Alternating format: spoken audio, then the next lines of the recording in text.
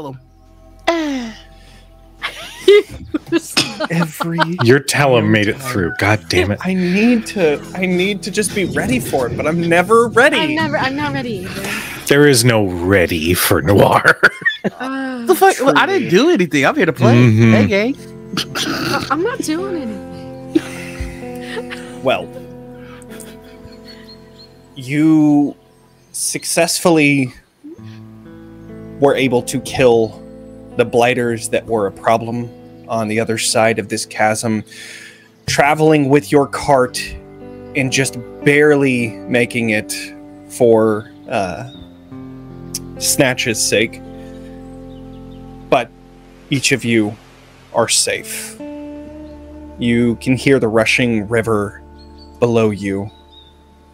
The bridge currently down on both sides, giving you this moment of sanctuary. The blighters, the spitters were taken care of, and now you just hear the sound of the water below, the rustling of leaves. Snatch, you're reminded of the beautiful symphony of nature around you, even with that recently injured and fixed wing. You see the sun is slowly beginning to set, going into evening, and I wanted to give each of you some time to set up shop and rest, have conversations. Is there anything you would all like to do after settling down from that intense battle?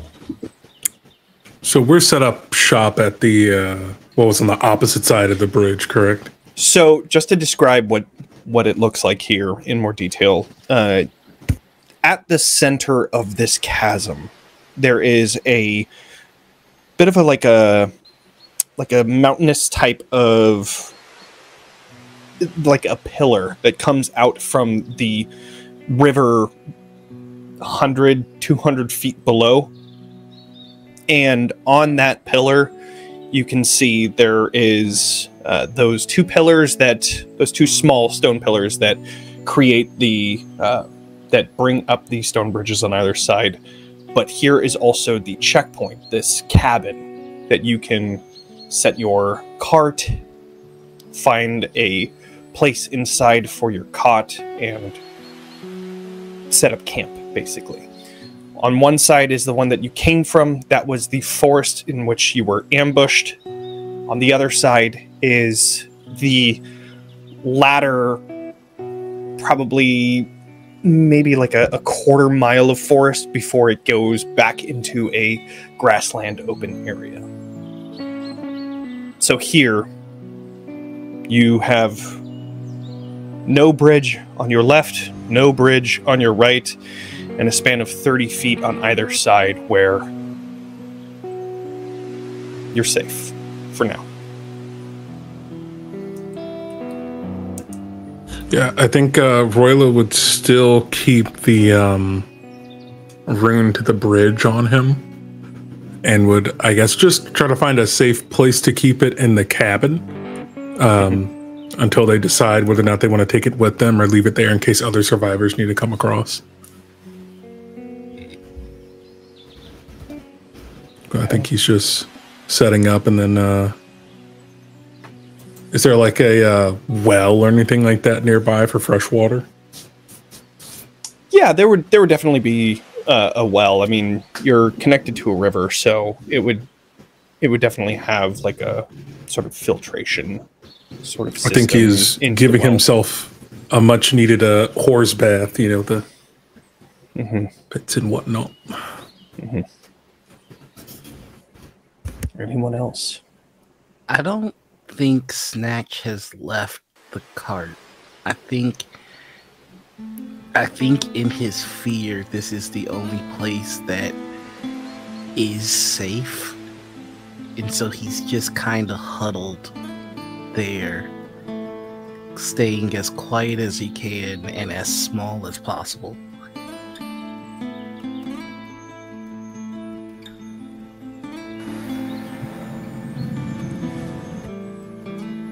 Just as a reminder, how small is Snatch again? Just for my own personal visual. Snatch is 5 feet tall. 5 feet tall. Okay. He's a short key. Short kings. I do think that I think that Ilora would be checking through her supplies, washing up if she could, and doing all of the bare minimum things to like keep yourself from getting an infection after battle, and that's about it. And then we'll kind of go around and check in with everyone, seeing if anyone else needs some healing, needs some help, is hungrier than everyone else, like going around and seeing what everyone needs one by one. And if she sees Snatch in the cart, she'll save Snatch for last. And of course, she's not going to go down and find Roila while he's bathing, so she'll wait for Roila and Snatch. So those two are probably last, but she checks in with Crew and her mortal nemesis. No, just kidding. With Torin.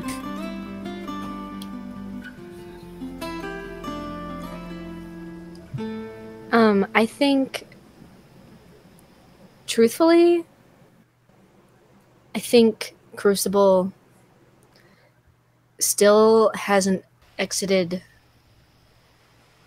I think when Ilora was walking alongside her by the cart, she was starting to come down off of that hypervigilance, but then it wasn't long before it was just driven back up again by the battle. And I think, because I'm picturing like this pillar in the middle of a river, and I think she hasn't really unpacked or anything yet. I think she's honestly sitting on the edge of the pillar with her feet dangling over the side and looking at any residual stragglers of the blighters, any that didn't quite catch up to the crew when we knocked that bridge down, and watching their patterns and watching how they engage with each other. And she's just doing this in silence. Go ahead and do instinct roll. Okay. As you're kind of observing straggler blighters. Okay, that's a 13 with fear. Okay. It's hard to tell. Each of them come out for a few moments before they return back, and it doesn't seem like they catch any of you on this island of sorts in the middle of this chasm. It's really hard to tell any behavior, but one thing that you do see is one of them is walking one direction, the other another, and then one of them turns and then follows the other. So it seems like they have some sort of pack mentality to an extent that you're not entirely sure of, but that's something that you're able to glean from just looking around. Okay.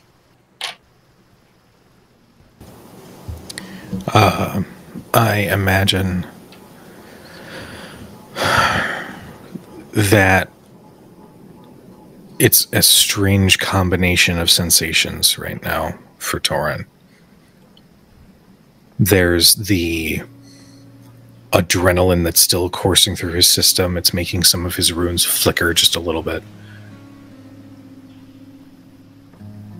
Mixed with some of the sort of territorial bitterness for the conversation with Sybil the night before. Mixed with a little bit of confusion. Because for just a moment, as Roila's adorable himbo-ish energy presented itself for just a moment, there was a hot moment where Torin let his guard down and could have sworn that Bannon was there. So when he turned and saw Roila instead, there's this guilt and this self-frustration. So I imagine that he is sort of focused on his own area and his own space, setting up his bedroll, and essentially am on hand should anybody need anything. But it is very much a brisk at a distance from everybody.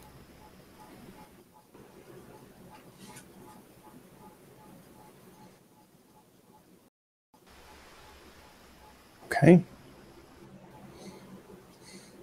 Ilora, you seem to be the only one that was making rounds. So who would you go to first? Crucible.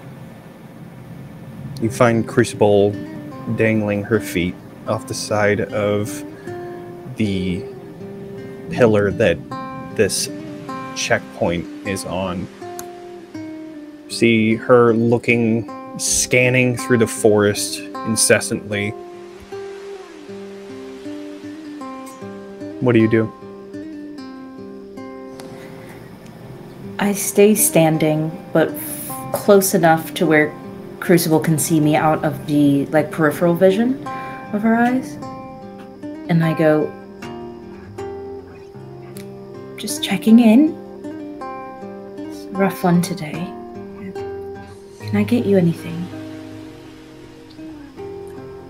I think she doesn't say anything, but she does like a reassuring pat on the ground next to her, just gesturing for you to sit if you would like.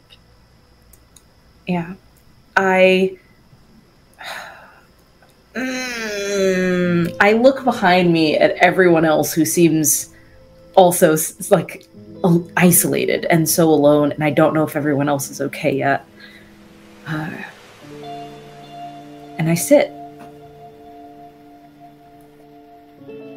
I'm looking off where you're looking, and I'm assuming I can see the blighters in the distance. And I say, I think you did very well today, and I'm so sorry that you had to.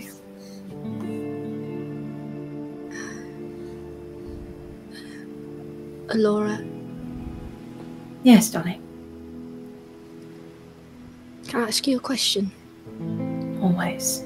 Of course. You gotta promise me you won't think it's stupid. Truly, Crew, I have never thought anything you've said to be stupid. You're one of the most insightful people I know, so please ask me a question. It might change my worldview again. Give it time though, I'll probably prove you wrong. I'll say something stupid. I'll give you all the time you need, love. I'm not going anywhere. What's on your mind? It's been a while since I've been out. Quite a long time. And then I'm out with all of you now, and this is going to sound massively silly.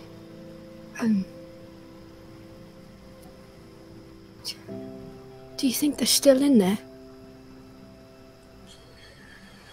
Do you think they're still in there? Because I'm watching them right now, and they're actually following. One of them turns and the other one follows, and I can't.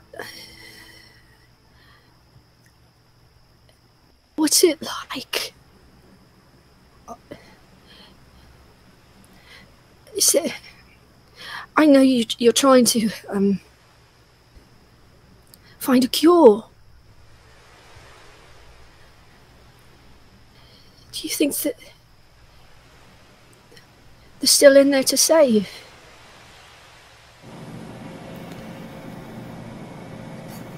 I wish I knew. I wish I could promise you.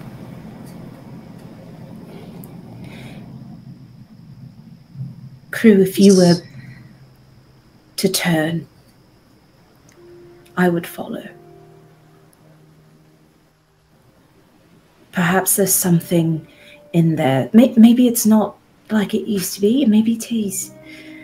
I truly hope they're not trapped. A cure could help. I could find it. She grabs your hands. Like an interjection. Do you remember Charlie? Charlie. When they got Charlie, he wasn't dead. He wasn't dead. He didn't go down. Do you think that makes a difference? I would like to hope it does, but I don't think so. No. Crew. My research so far, I don't think so. But that doesn't mean that it's necessarily... I mean, there's more research to be done, right? Always more research to be done. I can't give you a definitive answer. That's okay. I'm sorry. I didn't expect you to. But if we find a cure, we can get those answers together. Please. I think if anybody could do it, you could. And if anyone could keep me alive long enough to do so, it would be the lot of you. As I kind of gesture around to our group. Oh no. Where's Snatch? He's in the cart. Would you like to go talk to him? We can go talk to him. I think we will have to sort through a few things. Okay. Well, I'll just pop right back then when I'm done making the rounds. Yes, I'll check on you again before bed. Okay. Okay. And I get up, but my arm, like my hand, kind of grazes against your shoulder, and then I squeeze your shoulder very gently, and I say, "We'll find answers. All right? Even if they're not the ones we want to find." Okay. Okay. I should thank you for saving my life, actually. Before you go, thank you for saving my life today.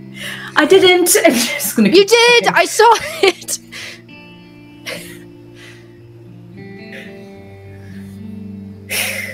Where do you go next, Ilora? Oh, this is rough, Jonny. I gotta go to Torin. Yeah, I gotta go to Torin. Okay. And it takes you a minute. It takes you a minute to find where Torin is because he specifically made sure that he was away from everyone else. Where does Ilora find you, Torin? And in what state? I imagine that I would be focused on setting up my bedroll exactly how it needs to be, even though there's still probably a couple hours before sleep. But there's just this comfort that I find in making absolutely sure that this is here, that it is fine, it is set up correctly, it is what I can control in this moment, so I am essentially setting up my space in this isolated part of this way station. The order among chaos. Exactly. Ilora, you find Torin slowly and meticulously placing his bedroll down. I stop quite a distance away and announce myself first. I know that Torin has a tendency to get very into their own thoughts, so I just want to make sure I'm not sneaking up on him or anything. And I say, "Just coming by to see if you need anything before rest. It's just me." I'm fine. No healing? No bread? Nothing I can't handle. It's fine. All right.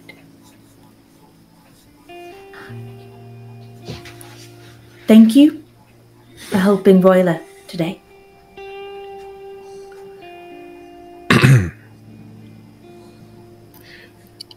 It's what we needed to do to survive, so No thanks are necessary. But however necessary your kindness is. You are still kind. Thank you. He means very much to me. Of course. I know you have questions.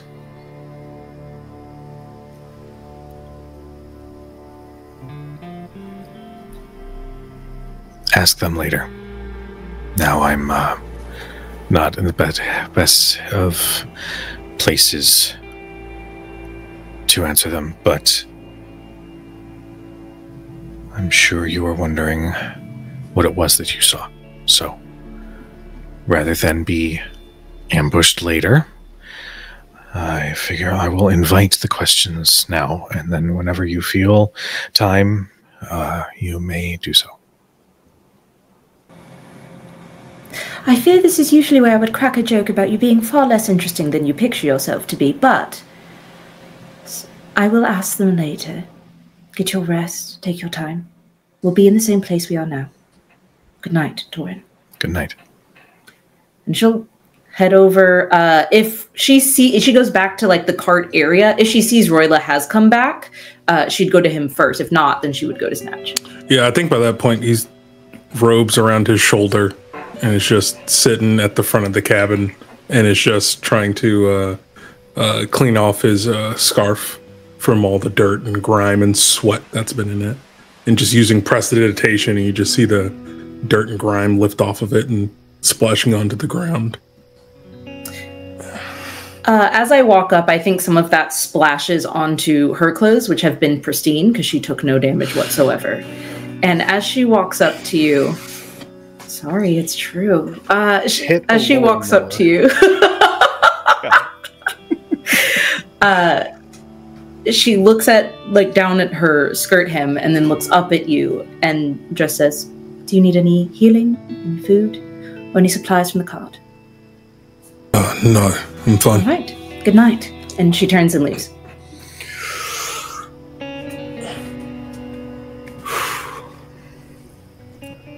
It's fine. It's fine. Roila doesn't even look up. Why would he? This is so good. This is so good. Mm-hmm. Well, that leaves just one last member. Oh, thank God. I have a true pep in my step as I go over to Snatch, because Ilora, unfortunately, is at home where people are injured or not feeling their best. It is where she feels she is most useful. Yeah. So she stops at the entrance to the cart and then knocks on the side of it and says, "May I enter your boudoir?" Okay. Okay, lovely. And she very slowly gets in, very exaggeratedly slowly, as to not just like scare you. And I think she opens up her wings to create kind of like a dome around you, like those old school parachutes from playground times. I think what you see is the light, the shadows begin to envelop him. Then he's not there anymore, as he's invisible, and he just goes, "Oh, look, your wings are so nice." I was just thinking that about yours. I don't know. I'm scared to try them. There's no rush to try them, darling. It's very well. I think you were very brave today. And what a pair we made. My light, your shadows. It's brilliant. You were brilliant. Yeah, it was fun flying with you, but I didn't expect it to hurt so much. I think I understand why everyone hates the way things are. Pain is unfortunate, is it not?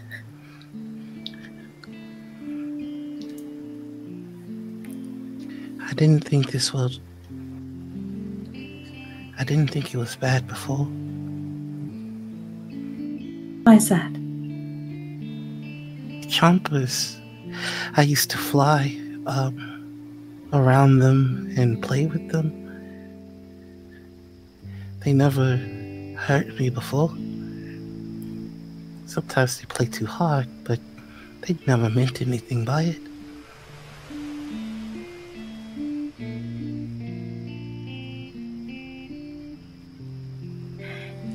You know your superpower? I don't have any power. Oh, trust me, I know power. And you have so much of it. My favorite kind, actually. Can I tell you what I've seen? Okay. This will be our secret, because superpowers are best when they're hidden, yes? I like secrets. I like secrets as well, Snatch. Look, what a brilliant pair we make. Your superpower, darling, is the way that your kindness is your weapon. You ask things to be nice to you. Whew. And sometimes when I do that, it doesn't work nearly as well as when you do. It's uncanny, the way the world wants to love you back. Snatch. It's a dark place, but it is not a bad place. You know darkness better than anyone.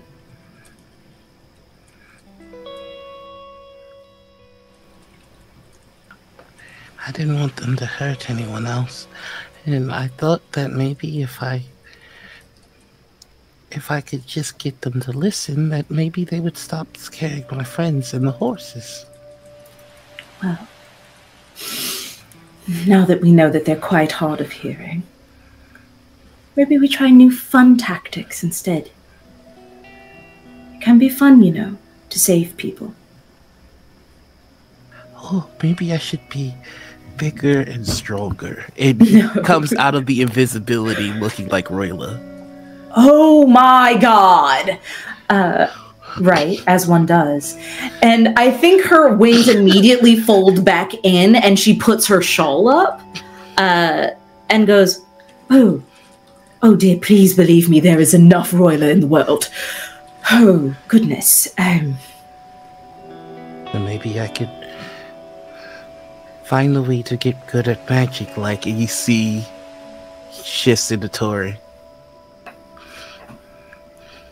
You know, you might be onto something. But you don't need to look like your friends to take the best parts of them and let them inspire you. You have magic already. You are strong already. You've killed plenty of chompers, way more than Roila, trust me.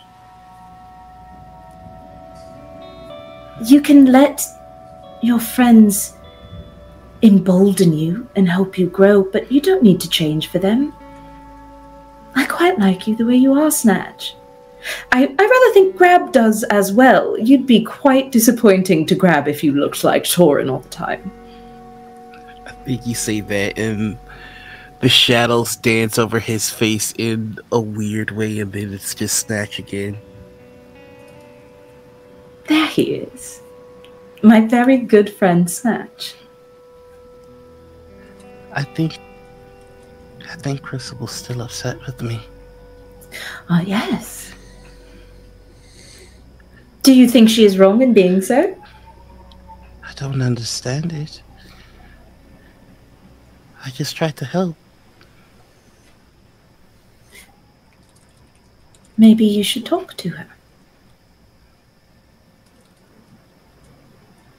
I don't like when Crucible doesn't smile. Snatch, to be fair, darling, you don't like it when anyone doesn't smile. And she smiles at you at the, ridiculousness of that.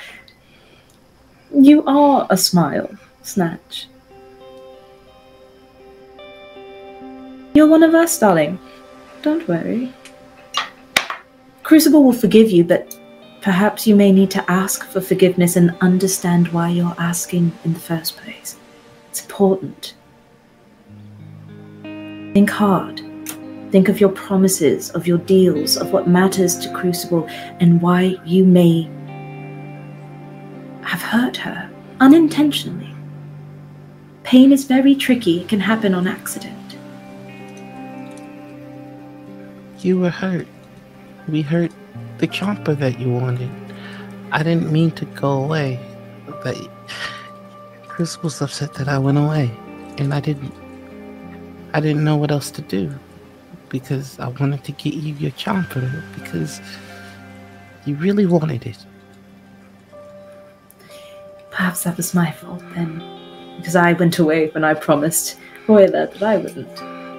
Maybe we both made a mistake there, and maybe those people are deserved and owed something more than us huddling in a cart. I don't want Crucible to yell at me again. Oh, yes, well. I'm not going to yell at you. Oh, goodness! And she just shakes in the cart. I'm not You going see- to yell at you. Crucible slowly coming around from where she was standing, seeming to have been there for just a small amount of time. I'm sorry, Crucible, that I went away.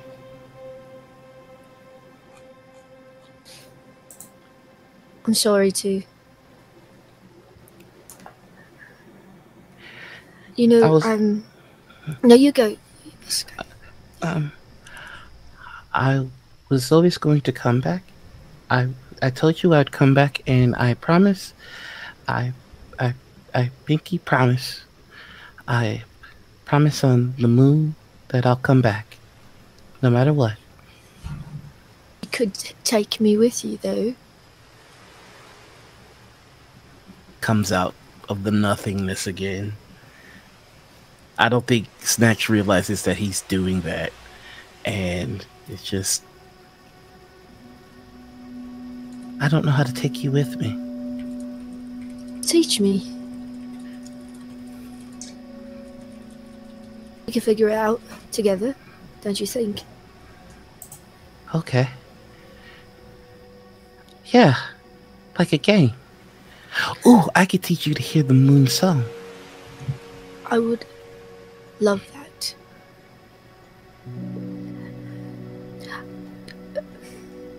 I would like to Snatch, hug you now. You can hug me. As they hug, I fly off over to the campsite. I say goodnight as I do.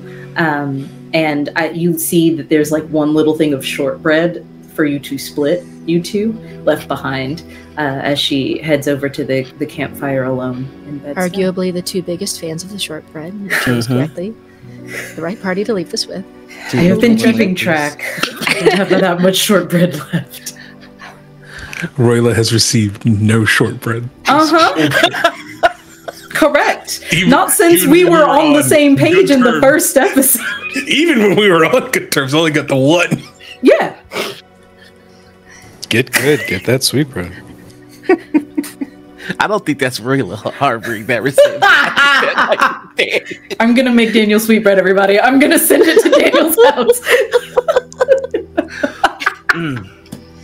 In the arms. Don't Sarah McLachlan me. For just $2 a month, you can send Daniel sweetbread. But Snatch is gonna look at him. He's clip farming for pity looks right now. Not the ooh woo. I'm sure I'm hungry. Really am. This just in, new fundraiser for Critic Chronicles. Send Daniel sweetbread. God damn it, y'all. Okay. Back to it.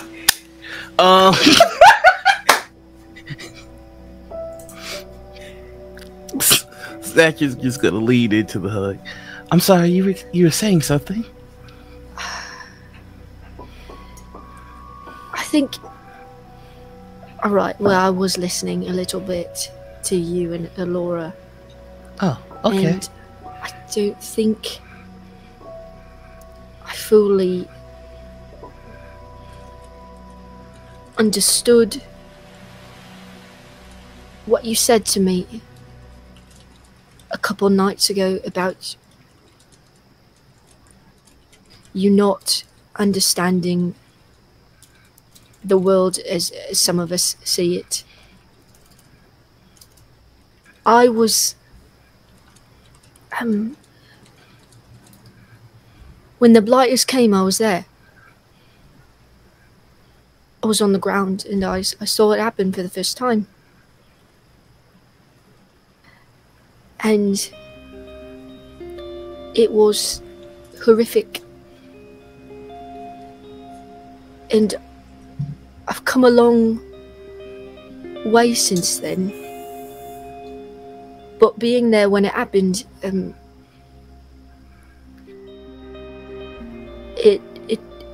it does something to you. What does it do? It makes you look around corners quietly, and it makes you double check every step you make, and it makes you make sure that you know everyone's here and accounted for, and it makes you cling to the living and any friends you can find. And I heard you say you'd play with the chompers, as you call them. Yes. They move silly, especially when they're reaching up. You know, they do, honestly. It's all like... It's a bit erratic, I get it. Yeah. But I've lost quite a bit to those silly things. But you never had to experience that, have you? No. Well, have you ever lost anything? What did that feel like to you? Never lost anything. People walked away, but I've never lost anything. People always choose to leave. What did it feel like when they walked away from you?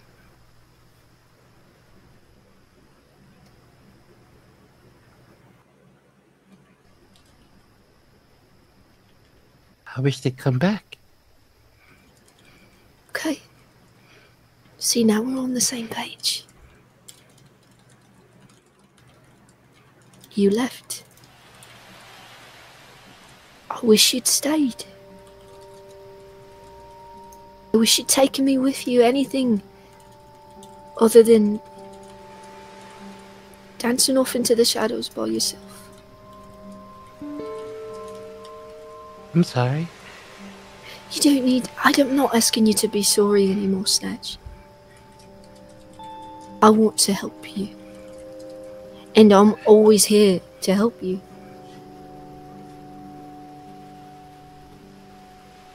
You don't have to do it alone. It's just that when people walk away, that's not what hurts. It's when I don't know why they left. I thought I'd tell you why I left. I really wanted to make Ilora smile. And I was coming right back. But it's the leaving that hurts you, not the not knowing. I'm sorry. I know now. No, honestly, it's a little bit of both. Because you know what, you could have told me, hey, I'm going to go do this and it's going to make Ilora smile. And then I would have counted past 2 minutes. And if you didn't come back, I would barge in there, arrows blazing, shooting up the place for my friend Snatch.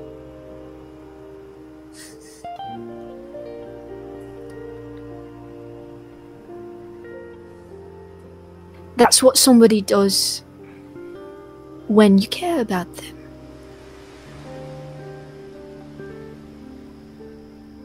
So if they go and they don't do that, then they don't care? No. Not exactly. Situations can be a little bit fickle. But I want you to know that if you let me be a part of the plan, I want to be a part of it. Just picture it. Just picture it. You know, you alone in the barn, facing against all these chompers. Not very exciting. Alternative timeline. You, me, back to back. Daggers, arrows, cursing up a storm, shouting motherfucker. You know what I mean? It's much more exciting with your friend, isn't it? Yeah. Okay. Then I'll tell you a secret. Okay, I will not tell a soul. I love secrets.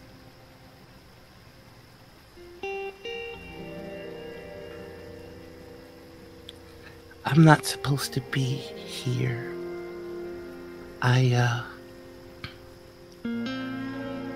My sister Star, she left, and I was supposed to stay, and I was told to stay by our chief, Root. He's big and grumpy. Okay. And I went just a little bit, just to peek to see if I could see, because it'd been too long, and I went too far, and now I can't go back home. Wait, why can't you go back home? Because I didn't listen. Did they tell you you can't go home? First of all, sorry, respectfully, fuck them. That's my family. I know, and family can be jerks too. Oh. I know we talk about Nicholas, but sometimes he was a bit of a... yeah. Do you miss them terribly? Not really. I miss Star. Star was always... Where did Star go? I don't know. Now see, this is exactly the kind of thing I'm talking about. We can make that a special quest. I know we're doing our own thing, but you've clued me in to the plan. I could help you find Star if you wanted my help.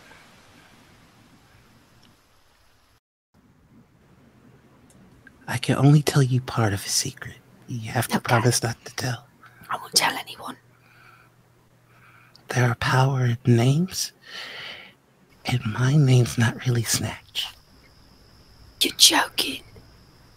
You fucking serious? Snatch, what's your name? I can't tell you. You're not gonna tell me? I can't. Well, I said I won't tell anyone. I know, but I promise not to tell.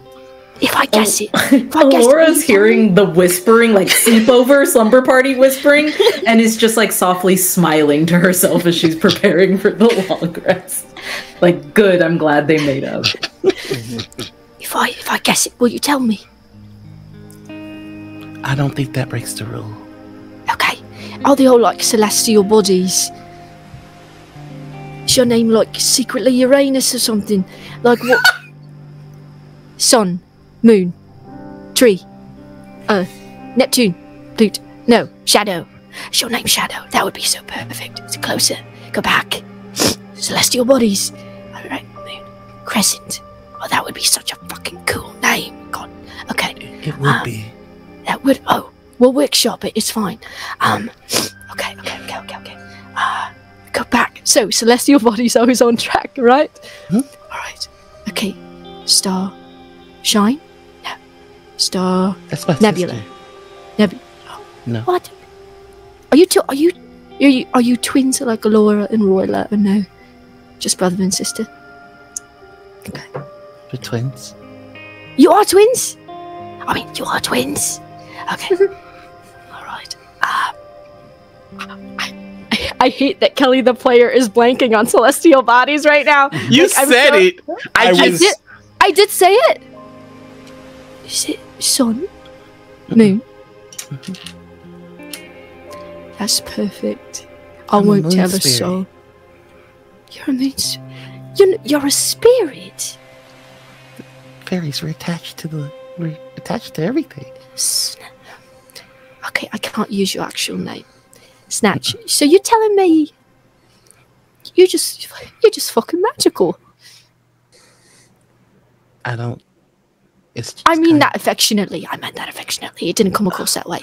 Okay. But I just think it's very cool. Thank you for sharing the secret with me. I will take it to my grave on my honor, or you can Don't die. You can shove me off this pillar. Oh, okay. It shows you on the pillow. Bye, I'm dead. No, like you guys just hear a very loud no.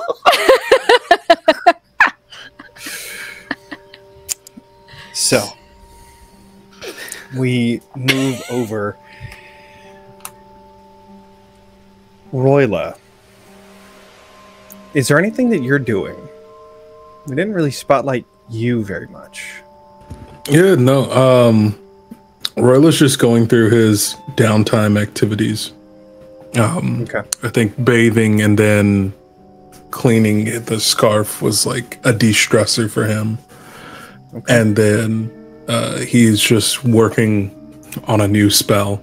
So he pulls out his Malus beads, his prayer beads, and is kind of wrapped around and etching in new symbols into them.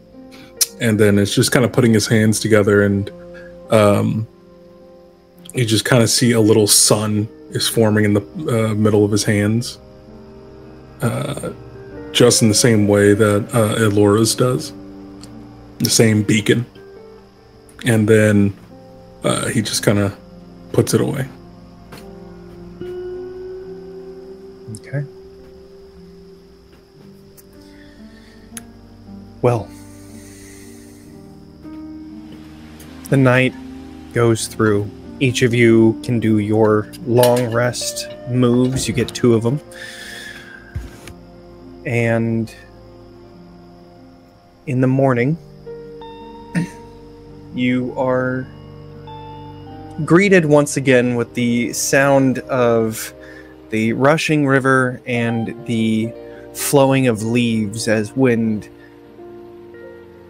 crosses into the forest. The bridge to the northern side is able to be easily set, and you continue your journey towards Templeton. This is the final full day of travel that you have. Travel is much quicker today. Only a quarter mile is spent in a forest where you have limited vision, but no blighters seem to notice any of you.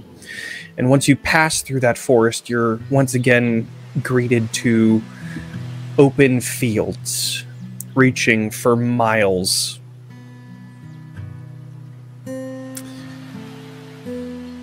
About 4-ish hours into travel to the west side of the road, you see the grassland reaching out and down to a slight descending slope. A few miles down, you see this almost spiral of chaos, frozen rocks, and wooden planks, and even a few buildings hanging in the air. A few feet above the ground to tens of feet above the ground to hundreds. Below them, at the center of them all, in what appears to be a small village, you see these large bluish purple crystals that jut out from the ground, creating almost like a mound of spikes. And you can see through them this white pulsing light within them. You arrive at this junction where you find a signpost in front of a road that leads down to this village that says, "Unexpected gravity surges. Keep away." And then the road ahead, you find the sign that says Templeton.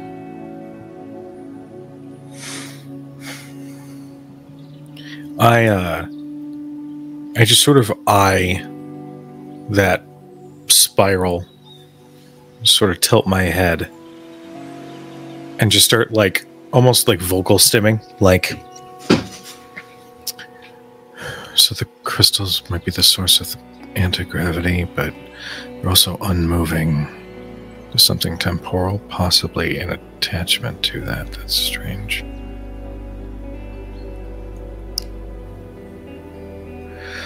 I think Roila's pulling it to the cart, pulling the cart a little bit slower as he's analyzing. The spell boys. Well, it's possibly just gravity, but if we're actually looking at the stones, I'm not sure if they'd actually cause Here, Snatch, tie a rope to my foot and I'll go touch one and we'll see what happens. Let's do The it! dichotomy. I'll just for the first. go ahead, Daniel. Sorry. Yeah, for the first time, Roila actually stops the cart for everyone to get out to explore something intentionally. And looking around, you can see for miles, and you don't see a single soul anywhere except for you. So you stop this cart and look towards this village. Who's going? No, we don't see any animals, right? Oh, you see animals every once in a while, yes. Okay. But in terms of like humanoids or blighters or people. Yeah, I didn't know if like I'm in like see a bunny rabbit going. Then I would like to ask one of the animals. Can I ask the animals so they can explain to me what typically happens here? Sure. Go ahead and do. I have an ability. Do an instinct roll to see if you can find some sort of an animal nearby, and then you'll be able to, catch up to it. Okay. That is not great. That is a 10 with hope. Okay. I'll say you are able to. You're able to find a snake passing through the tall grass. Okay. And as you approach, it perks up and looks directly at you, and you can hear a rattle from it. Hold on. Everything's fine. My claws are in. Of course. Let's see if I could do that. I crit to talk to the snake. Amazing. I got two ones. So I gotta do the voice. When you want to speak to the blah blah blah. On a success, they'll give you the information they know. Yeah. Okay. Yes. Hello, friend. What's all this? What's all this about over here? This gravity thing, the crystals. Did you do anything silly? Anything fun? Scary place. Scary? How scary? What's scary about it? Friends. Oh. Okay. Friends, I gather that, the gravity may not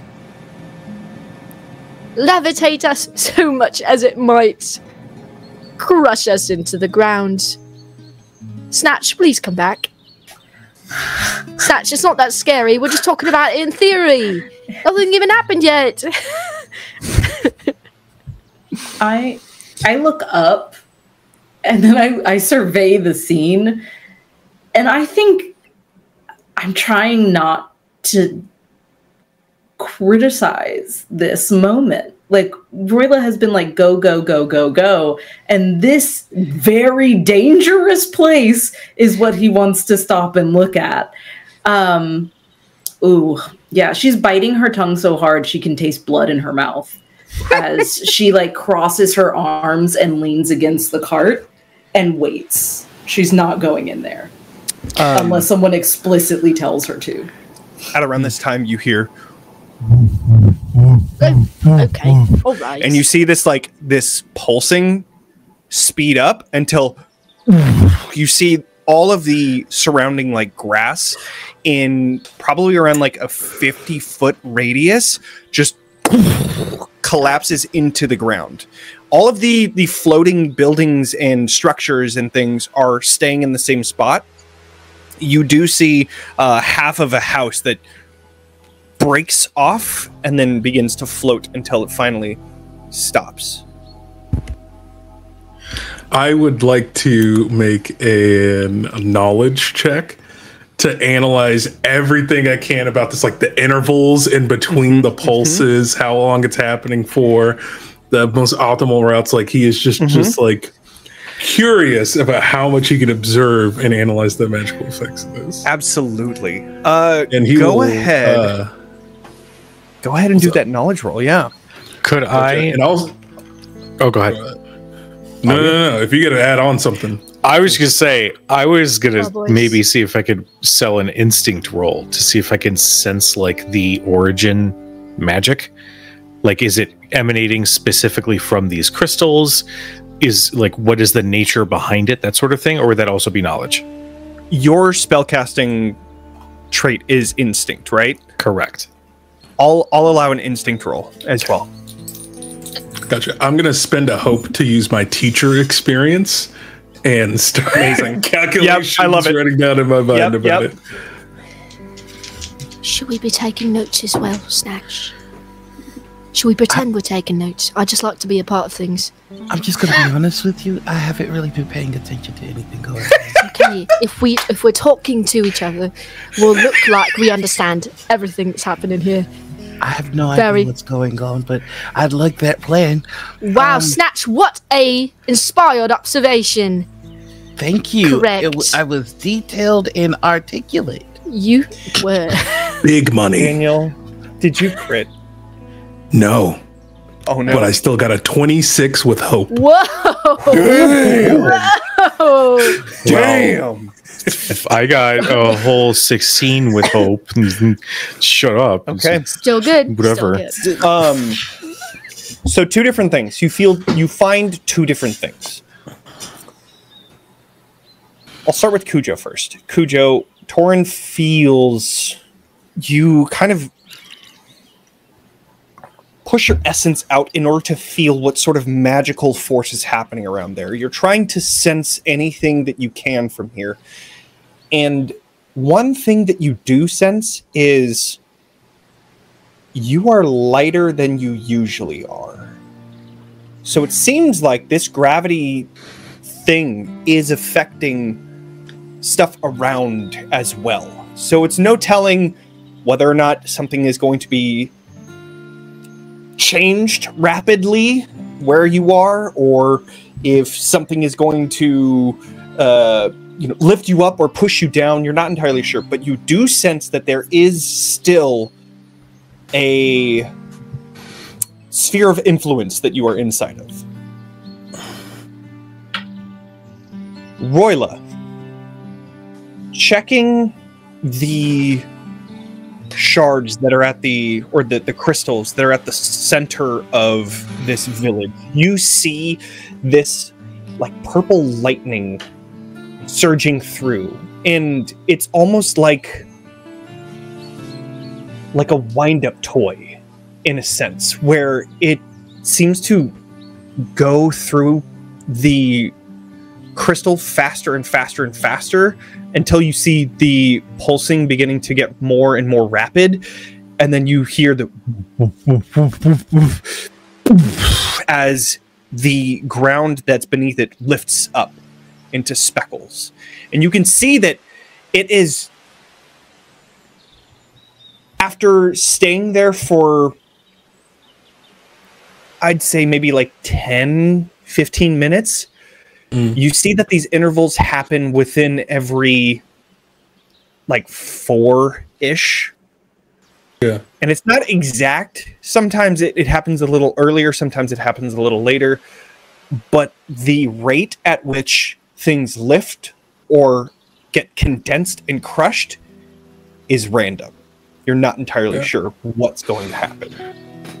However, am I seeing, like, is it like when you're closer to the crystal, there's like a safe pocket? Or am I finding any safe pockets from where things are getting crushed? I will say, since you got a 26, you do see there is certain areas that seem to be unaffected by this crystal. You're not entirely sure why, but it does seem there are certain pockets that aren't affected for some reason. And you're able to map them out. Yeah, so I do that real quick, and I just turn around and I say, all right. I think I mapped out how that place works. Pretty interesting. I will say, Yes. there is no reason for us to venture over there at all whatsoever. There's no inkling or an idea that there is possibly something of worth in there. However, for curiosity's sake, I personally would like to check it out, just to see what might be up there in the sky. Now, if no one wants to take this risk, I completely understand. Clouds in the sky. Sorry, never mind. Keep going. Right. So like I was saying, it's entirely up to you all what happens. If we want to keep going forward, we can. Also, we're perfectly safe, at least in this particular spot that we're in at the moment, but there is a little bit of an influence, and I'll take a coin and just... I will say also, with the kind of connecting to what Roila saw, with each pulse of like condensing and lifting, you feel that small shift where you are too. So it coincides with what's happening near the crystal. Okay. So right now, I think we'll say it's lifting up at the moment. I'll just flip a coin and watch it flip for a little too long before it comes back down a little bit lighter than normal. Right. And so what I was thinking is we make it to a safe area. As soon as it crashes down, we would use the energy from it lifting up for me to cast levitation. And then that'd be able to propel us 30 feet and possibly more, considering the energy that's going along with it. Before we get too far ahead, I think Crucible has clocked that Ilora has not chimed in yet, which is not like her. Ilora, what do you want to do? Question for Ilora, real quick. Are you visibly showing your... Yeah. Okay. Yeah. Roila, you definitely would have seen this then. I expect Roila to have looked towards Ilora. I'm asking the group what they would like to do. Right, the group. And that is why it is all over Ilora's face, and she hasn't said anything. But if Crucible, you're asking, I will tell. Yeah, so back to Crucible, what you were saying. Ilora, what do you want to do? I would like to know, Roila, You want to cast levitation. Why? To possibly launch myself higher along with the gravitational pull in order to check out what's up there. The floating structures. Yes, why? Because we might find something interesting or useful. No. Why do you want to cast levitation when your twin sister can fly you up there? That is what I was worried about. Because have you seen a bird go near there? Would you like to? Hold on, let me think about this. Okay.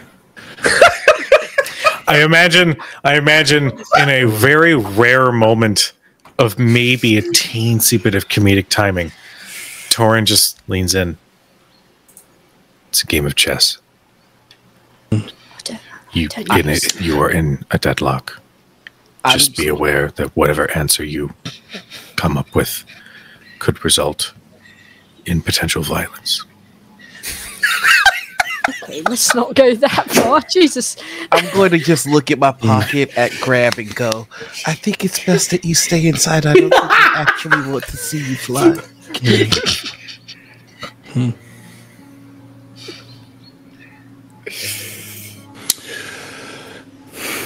Ilora.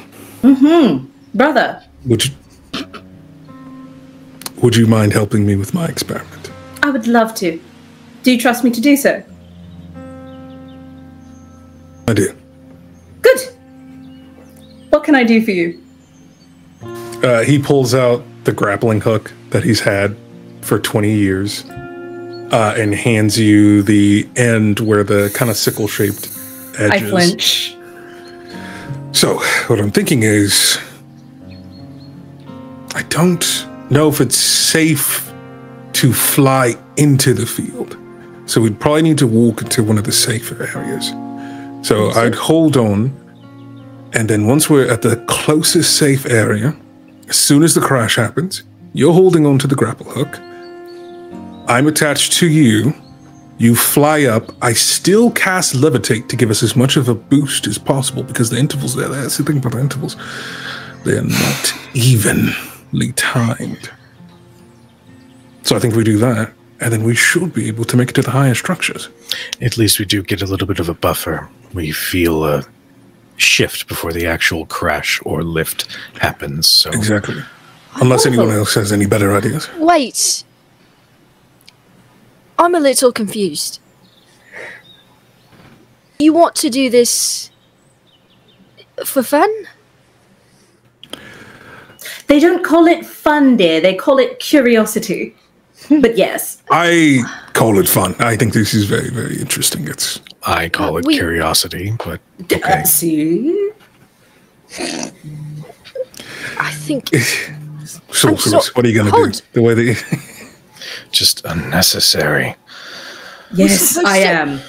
We're supposed to be checking on Templeton. You are correct. Think of it this way. A better vantage point of the journey ahead will help us map out the quickest journey to finish that's out what this I'm for. I know what the quickest journey is. This right now, this ain't it. I think they would you like to go up on top? I don't give a fuck about what's up there. I think there's a sign for a goddamn reason. What's the sign? Then should we vote?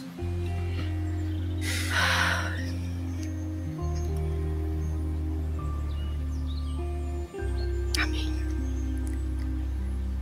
no? I vote we take a look.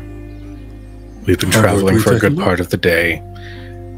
We can indulge a mild curiosity. And if we find nothing, we return to the cart and we move on. Putting you on a time limit. Spell boys. Look at me, both of you, eyes locked. Yeah. Time limit. We can't take all day. Understood. Don't fucking die. Please. Right. Ilora. Yes, darling. You're doing some wrestling. Are you alright? No, I'm just making sure everything's ready, just in case I'm crushed by gravity. All right, can I have the end of the grappling hook, darling? If I may. No, you may not. And she's going to take the grappling hook and start walking forward. Snatch is crazy. Yes, Snatch. If she hears Snatch's name, she pauses. Like, she's walking away, she doesn't turn around, she just stops. If I go up and fly and something happens, if I fall, I'll land in the shadow and not be hurt. But if you go up and fly and you hit the ground, you'll be hurt. So don't worry, Snatch, I don't hit the ground. And you still need some recovery time for your wing, darling. You'll be fine. Please be okay. I will be okay. I don't even understand how you got involved in this. They're the ones who want to go up there. They can't fly. Well, if I may, as I said earlier, I recognize something in the energy that is emanating from this crystal. If you will give me but a moment, I think I may actually be able to solve that problem. Everyone's so angry. Okay. Alright. Because of a silly Okay, alright, dome. Listen. I know. Torin, if you think you can turn it off, please. I don't know if I can turn it off, but I can at least do something about the not flying I don't want thing. my friend Ilora to be crushed into the ground, please. I wasn't offering that as an option. No, you know it's I mean. Do you remember? I think it was 5 years ago. We were scouting out that camp, and you were convincing me that it would be all right to let you indulge in a little bit of curiosity. And it took a little bit of work, but eventually I trusted in your abilities and your intelligence to know when it was time to step away. Well, the carousel has come around. And this time, the carousel? I am asking you to trust me. I don't see it. I think Roila actually laughs at that. Okay. Thank you. Okay.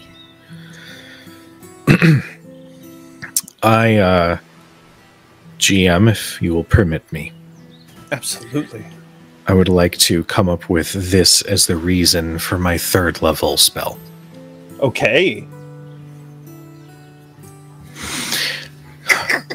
Spell, boys. Spell boys. And Peggy.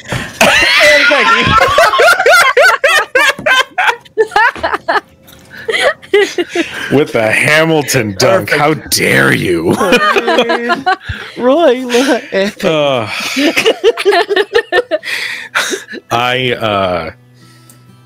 I use that innate instinct to sense the energy that's being emitted from this crystal. The chaos about it. The raw, untapped, and uncaged magic therein. And I step up to like where the border is for when things are a little bit rough with the raising and lowering. I just slapped my microphone, sorry. And I imagine I charge a little bit of my own energy into the rune in my palm.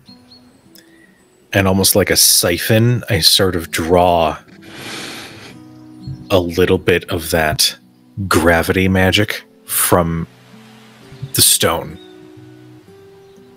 Okay. And as I do, my feet lift off of the ground just a little bit as I now have fly.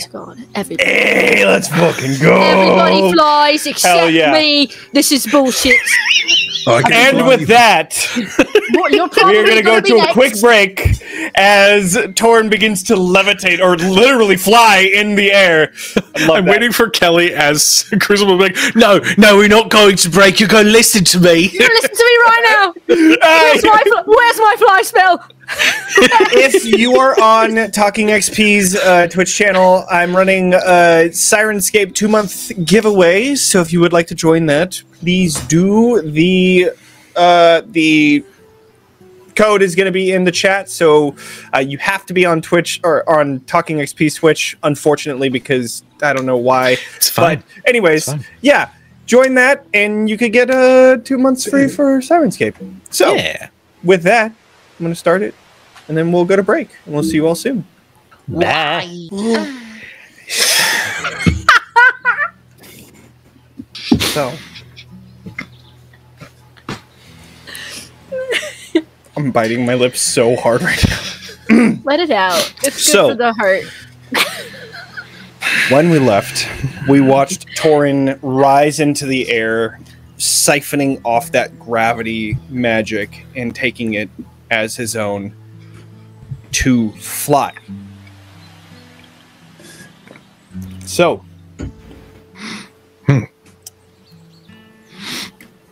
this is new. Yeah, it's And I'll fucking just cool. come back over to the cart. I think it worked. Yeah, I can see that. Good job at this. It's a little bit of edge in your tone. Is everything all right? With me? Mm-hmm.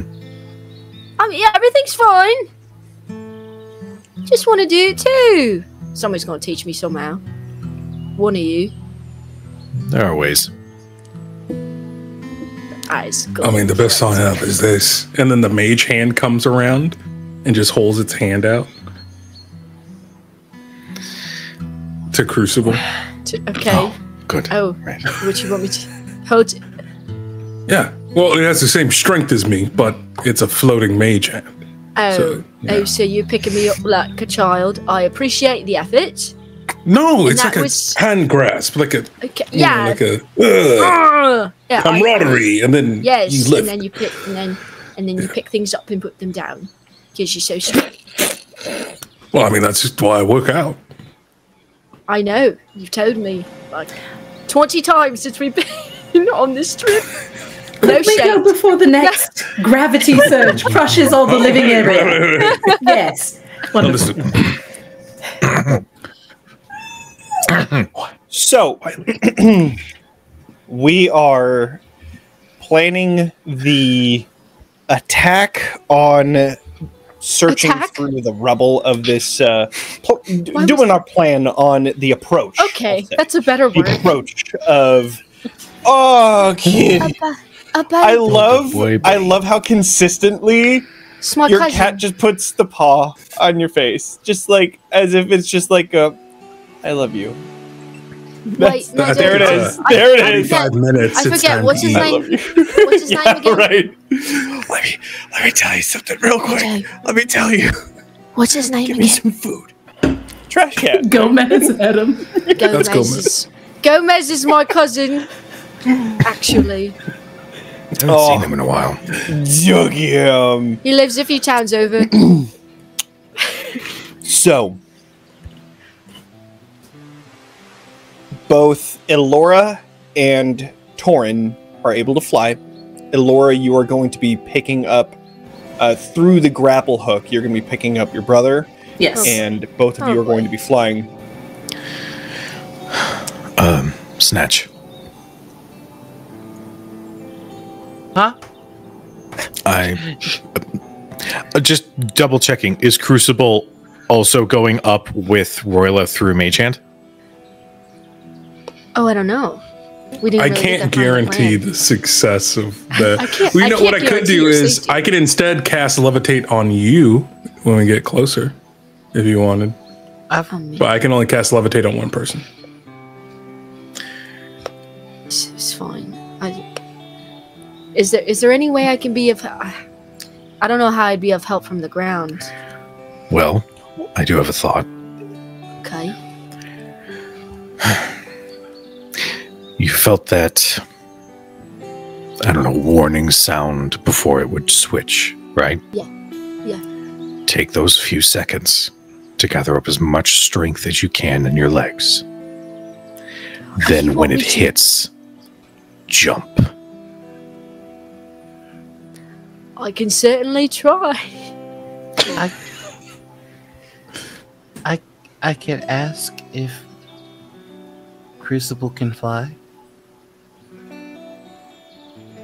Wait, what? I don't By know all means. if the moon will let it, but I can ask. Snatch, are you joking with me right now? You serious? Can I spend 3 hope to do some shenanigans? Obviously. I have a new spell called Midnight Spirit. It allows me to summon a humanoid-sized spirit that can move or carry things for you until my next rest. It follows me wherever I go. I would like it to be my shadow made corporeal form, and it holds Crucible.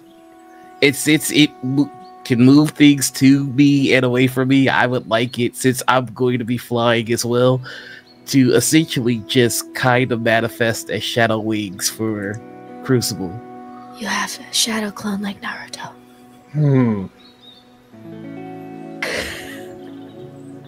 It says spend a hope to summon a humanoid-sized spirit that can move or carry things for you until your next turn. You can also send it to attack an adversary. When you do, make a spell cast roll against the target within very far range. On a success, the spirit moves into melee with the target. It rolls a d6 equal to my spell cast trait and deals that much damage to the target. The spirit then dissipates, and I can only have one spirit at a time. How about this? Mm-hmm. Because I'm always scared of just allowing something, and then like later down the line it just comes around to fuck me. So I do want to be fair, though. I think this is a cool idea. It is cool. What I will say is that you could use it to do something like that. This would be more of like a gliding situation. However, if the gravity is lifting, then I'll give it flying. Okay. Does that work? Does that work with you, Crucible? I would say it does, yes. Okay. Yeah, I mean, yeah, that works. That works for me. Yeah. I'm very cool about this. So, I asked the moon, and the moon asked me to ask your shadow. So I'm going to ask your shadow if you'll carry my friend so that they can fly with me. You can ask my shadow. Mm-hmm. And I think what you see is your shadow climbs out of 2-dimensional space into 3-dimensional space and offers you its hand. Yeah. There you go. Okay. Trying to speak, word not coming out. It worked. This is the coolest thing that's ever Is something happened to me. wrong, Torin? No, this is just... Oh, this is Kujo. Torin's fine. Okay. I don't know how strong it is, but I think it wants to try. Are you trying to say my shadow might not be strong? Oh, Snatch, no. because I guarantee you my shadow is quite You see it like strong. this, right, standing right behind. That's the attitude. Hey, Jonny, my love, my light. I need you to check your chat. My chat. What did I do? Oh. You know when you have those moments where she's right out my window, those moments where you habitually do something, like say lock a door. Yeah, I'll be right back. Yeah, that's Don't cool. forget to hit like and subscribe. Daniel, do the thing. I can't believe he left us alone. Hey, gang, what heck of an episode we're happening right now. Let me tell you, gang, if you're enjoying this show, make sure that you're following and make sure you're using those subs for twitch.tv/TalkingXP and twitch.tv/Crit Hit Chronicles, because this production is a joint production between these two channels. And when two channels love each other very much, they produce an amazing show for you all to watch. So we again thank you all for all the support, and especially all the comments that you leave when the video is posted later on. Seriously? YouTube channels. It makes our day. Share them in our Discord, and it makes us very, very happy. So please post about it, thread about it, tweet about it, wherever you post or talk about this show. We genuinely appreciate it, and we look at tag us. Because we love seeing this. Like, seriously, like, even the smallest post of, hey, I really like this. Like, it makes our day, regardless of how small or big it is. Your compliments beat up our depression. Yep. Well, no. Thank you, everyone, for covering for me, because... Oh, no, I didn't cover for you. I literally threw you under the bus. Live on the internet. Yep. Sorry about that. That'll be forever on the internet. Yep. I have ADHD, everyone. Yeah. If it's not in front of me... What did I say? Did you say the comments beat up our depression? Yes. Actually accurate. Keep it up. What did you say? Oh my god. Yeah, that's absolutely right. That's absolutely right. I got so scared. Yeah, like, this is how it all ends. Yeah. Good call. It's good. It's good. Okay. Jumping back into here. So, all right, we're back. Shadow is going to be carrying Crucible during a time where the gravity is light. Ilora is going to be carrying through the grapple hook Roila. Torin, you are going to be flying because you now have that capability. Snatch. I was going to say I would like to actually approach Snatch and say, how's your wing? I didn't get everybody's thoughts, so it still kind of hurts. I need something that you find beautiful.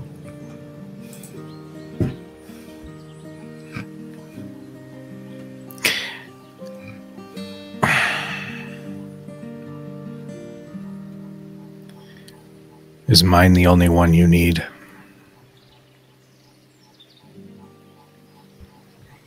I don't think people wanted to talk to me after.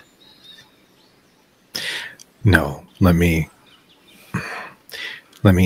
clarify.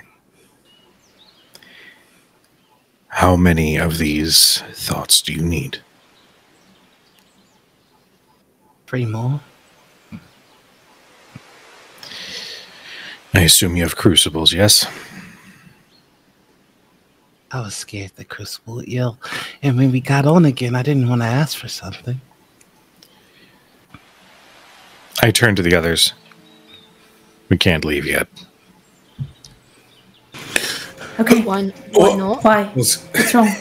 Because we have something to share with Snatch so that they may be able to fly again.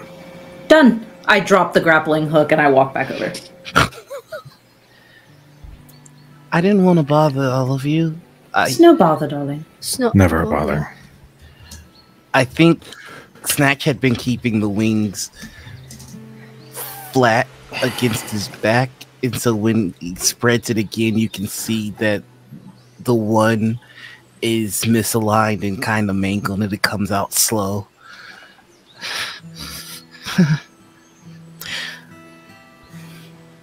So, what does it take exactly? We're supposed to, I need to know something about the world that you find beautiful, and it must be true.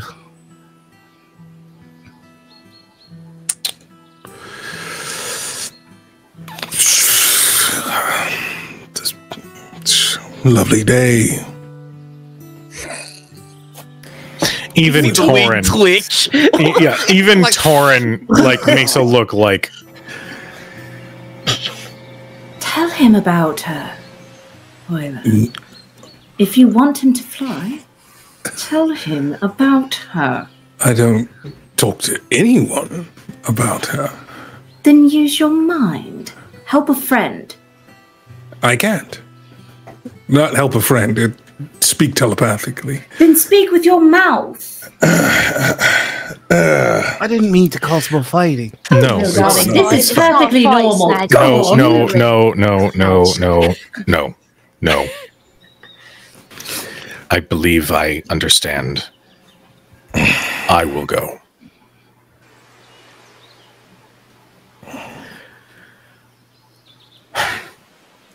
Crucible's laughter. I think that's beautiful too.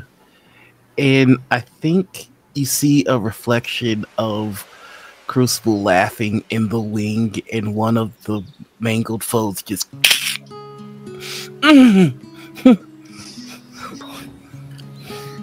Crucible.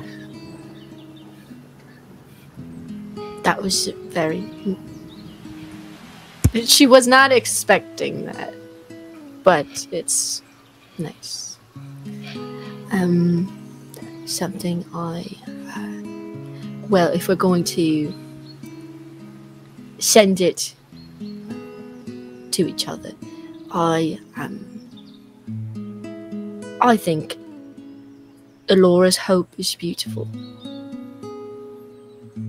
And again, I think you see a reflection of Ilora, wings unfurled with the light coming from their eyes. It just... Oh, feels very nice. Roila, please, say something. Ilora. Roila should go.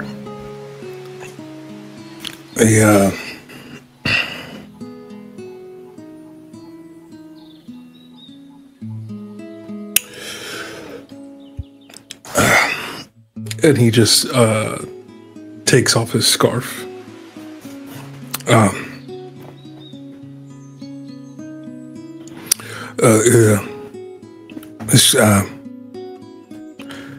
This belonged to the woman I loved. It's the last thing I have from her. So, I think it's very beautiful. And I do my best to make sure that it doesn't get dirty. So. Can you tell me what's reflected in the ring? What's what? Can you tell me what's reflected in the wing as it restores itself? Out of character. Would we see Somi? Transgress on your back.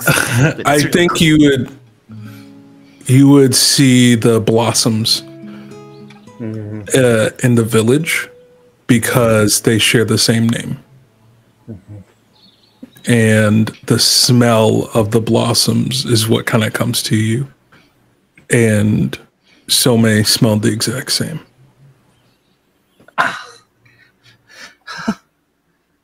Smells lovely. Thank you. Yeah. It's a very nice scarf, Roila. Well done. Yeah. And So- I suppose my attempt last night did not work, and I'm not sure what else to say, dear. So, I could give you a mending touch. I have a healing potion with me. It could work. My wings are of a spirit that I'm attuned to. It's not really my physical body, so mending magic doesn't work. Yes, of course. Just one thing. Yes.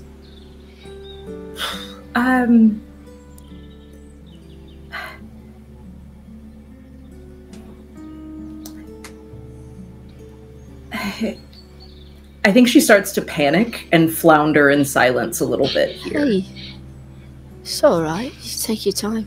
Yes, of course. There's just so many. I think Roila reaches into his satchel, and he kept with him some of the papers from school, some of the kids' homework that they turned in, with their names written upside down, and he hands it to you. Her hands are shaking as she takes them, and as she reads the names, her fingertips kind of hover over the terrible, terrible lettering. And she will smile and try to mean it when she says, the next generation of our children, of course, that they can feel safe in our harbor. Does she mean it? That was going to be my question. Not at all. She knows they're not safe until she finds a cure. So there's no beauty in knowing their inevitability. If this is okay with y'all, I think some of the wounds that got healed begin to open up. You just I'm so sorry. I'm so sorry. I'm so sorry. Ilora, I'm trying, Torin. It's all right. listen to me. You just forced something very painful out of your brother. It was true, but it was painful. Nothing about what we are doing is easy. Say the difficult thing. Don't And be have a truth. thing. I don't. The truth that comes out of her because she's being pushed by Torin is there is nothing beautiful. There is nothing good. Yet. The good that I believe in, the good I'm working for, the good that none of you think is possible, except for... And she looks at you, Crucible, and continues on her rant, and goes, that is the only good thing that there is or could be. The thing that isn't. It's so beautiful. I can see it. I know the future could be bright. And that future, the one that I see, is gorgeous. If I may. As the GM, when I hear that, I hear hope. Hope is beautiful. I think the wings fold in, and then it's like when you stretch and you hear, but they come back out like Sorry. No, it's fine. Oh, actually. Yeah. Okay. Right. Back to the plan then. Well, then may I have the grappling hook? Right. As it pushes back down. Time to go! As he starts sprinting. Keeping pace with Roila at this point. Okay. So, since it is down, this is going to need... So we're going to a safe spot first before we try doing Yeah. Any uppies. Safe spot, and then wait for the... Yeah, absolutely. Yeah, then wait for the uppies. Snatch. Okay. So then we're waiting for the uppies then? Yeah, but get to the safe spot within 4 minutes. Got it. Okay. So we wait until it goes back up. It takes 2 more in order to get there. You're all readying yourself for the next one, but then it seems to just create almost like a crater around it until finally it lets up. You all rush towards a safe spot. You rolled really high for that knowledge roll. Like a 27 or something. Yeah. 26. I was trying to give you an extra one for free, buddy. I know. I mean, yeah. Okay, so we're staying in a safe spot. You know what? Okay, I think that's. Is everyone on the ground or are people flying? Is my next question. I'm flying. Flying. Okay. Running to the safe spot when the up goes, I'm flying up with Yeah, so Roila. for right now, we're on the ground. Yeah. Okay. So then you're on the ground now, and then as it lifts up, you're going to be starting I'm to going to fly take up. up. Mhm. Got it. Okay.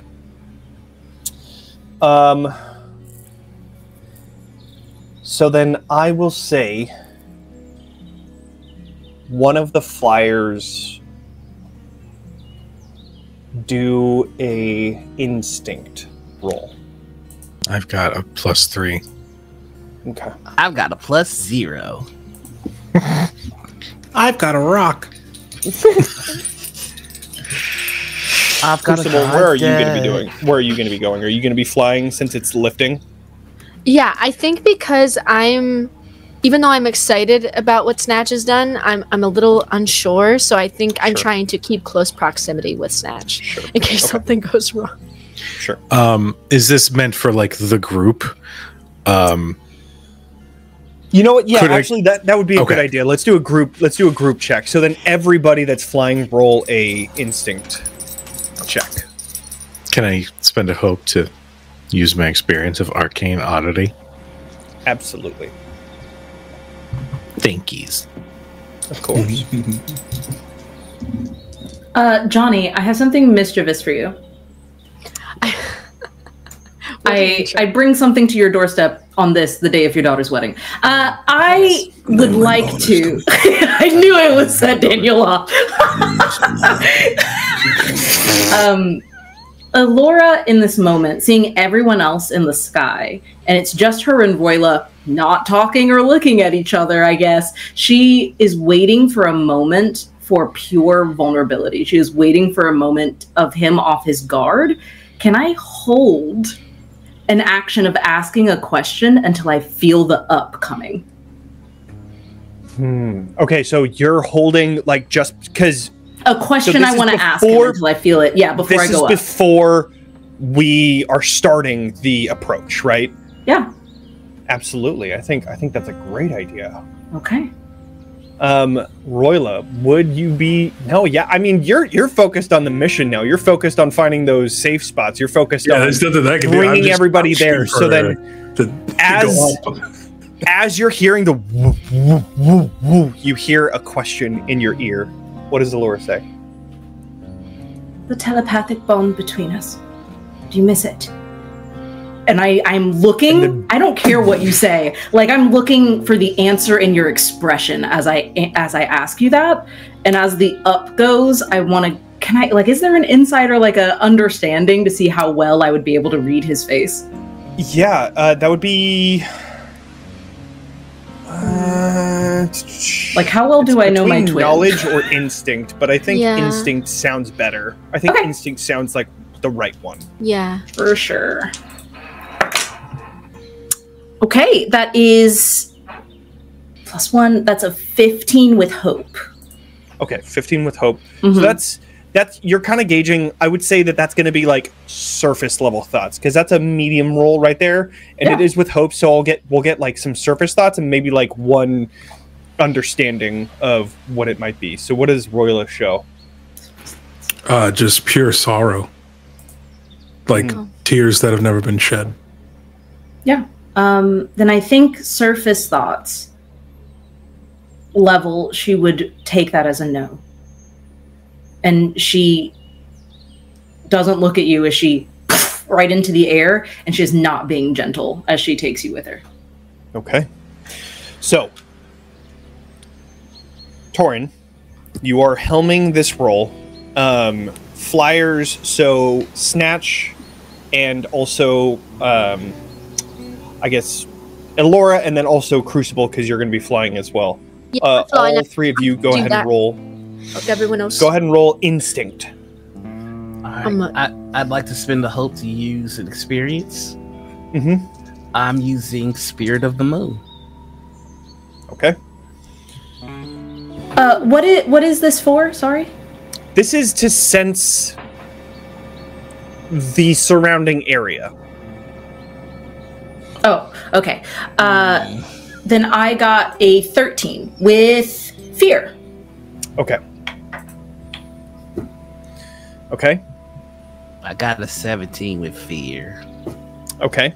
These do not allow me to gain fear on this, just so you know. This is just... Oh, okay. Yeah, because we banned it. We banned fear. Right, exactly. Fear has no place here. I mean, that's the cheat code of Daggerheart. It's in the very back of the book. It says you could just ban this. Actually, Rule number forget 0. about this one. Unimportant. Crucible, what'd you roll? I got a 15. Okay. Torin, you are the one helming this. That is 2 failures.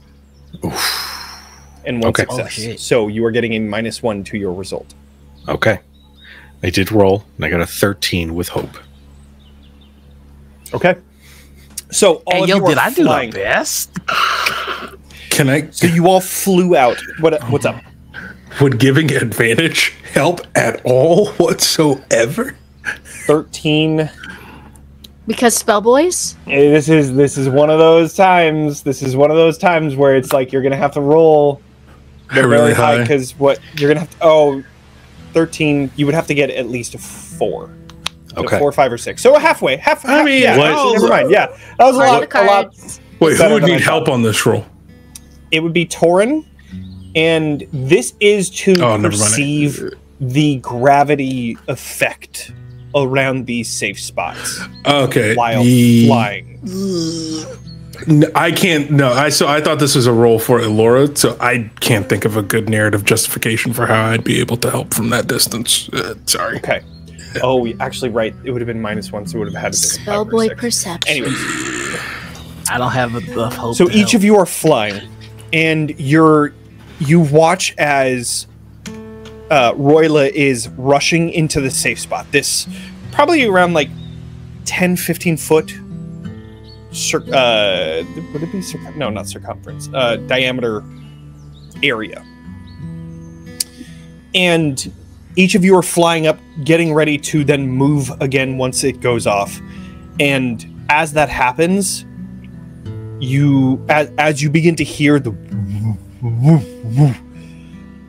Torin feels this first because of the connection to this gravity, as you feel yourself being pushed and pulled and lifted up and down as finally it pulses.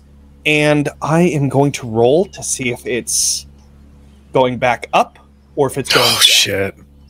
Oh, So boy. I'm going to roll this d20. If it is 10 or lower, then it is going down. So Roila's in the sky with me? Because I Roila, carried him with my grappling hook. So my understanding was that you guys were going to be going to the safe area, and I thought Yeah. that Roila was going to be there too. Are you lifting him up with you? Yes, that was the plan. I have Yeah, the 'cause I was grappling gonna hook. be- He's coming up with me, and then was going to cast levitation to get to the highest floating structures. Okay. So in my eyes, these safe, or in my head, these safe locations are just like literal pockets of just like sphere areas of not being able to be affected for whatever reason. In the air, however, Roila, you weren't able to see this because there was nothing there that would be affected by this, other than like the non-moving things that are already in the air. So, while in the air, you begin to feel the influence of this gravity. And that is a 20, which means it goes back up. So you feel yourself become weightless again just before getting very close to getting smashed into the ground. So the weight is lifted and you are getting closer. I will say, since it was a few hundred feet away, so I would say that you're on the edge of the village at this point. So you have broken buildings, you have this giant cluster of crystals at the core of the village, and then you have a dozen different buildings that are shattered and together and tilted and just lifted up into the air with debris everywhere. So, what is your plan in searching for whatever you're looking for? What are you all trying to do here? I was just here to springboard Roila. So as I'm going up and I feel that upward swell, I'm going to shout down, "It's going up again! Wait, hold off, I'm going to throw you!" And I'm going to like try and sling him upward, so then even the levitate gets him even higher to a better vantage point. Okay. So if I need to make like a strength roll or something, I'll do it. But I'm throwing him up higher so that his levitation is more effective. I'm strong. Yeah, go ahead and roll a strength. Yeah. Laura is strong. I'll even give this advantage. Ooh, advantage. Jonny, can I ask you a question? Okay. Absolutely. Can I use an experience? I always forget I have this. Can I use never again as for like letting him down? Aww. Love that. Okay. Absolutely. Good, because I needed it, Jonny. I needed it. Thank God. Okay, so that is a 18 with hope. That's good. 18 with hope. Okay, that's good. Okay. The difficulty for this wasn't very high because you are in that lower gravity state. So as you pull onto this grapple hook, this is more about timing than it is to actually do it. So as it I forgot math is 21. Dope, even better. Yeah. So you pull up on this grapple hook, and immediately at that time, Roila, you're able to cast levitation on yourself, and you go rocketing up. I'm hitting the Iron Man stance. I'm balancing myself, and as you're going up, as you're approaching this village, from afar, it looked like these buildings and this debris only went up, like maybe 100 feet. But as you're up closer, you see this is towering above you. It's 300 plus feet above. So,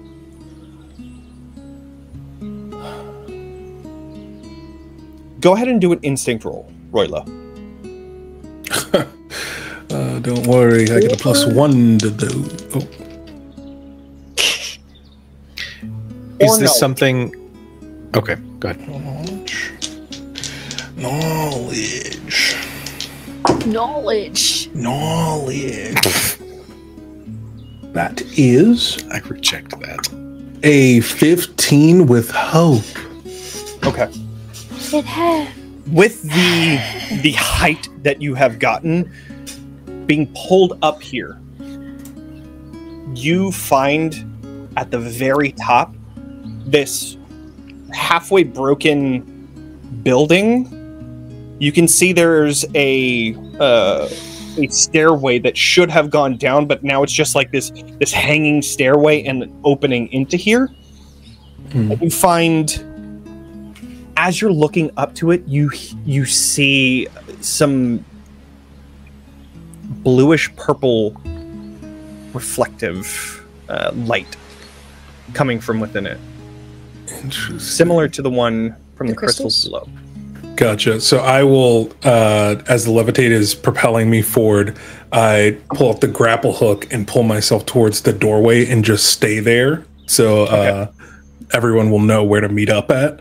And then I guess I will use prestidigitation because I can make a light that would illuminate a room.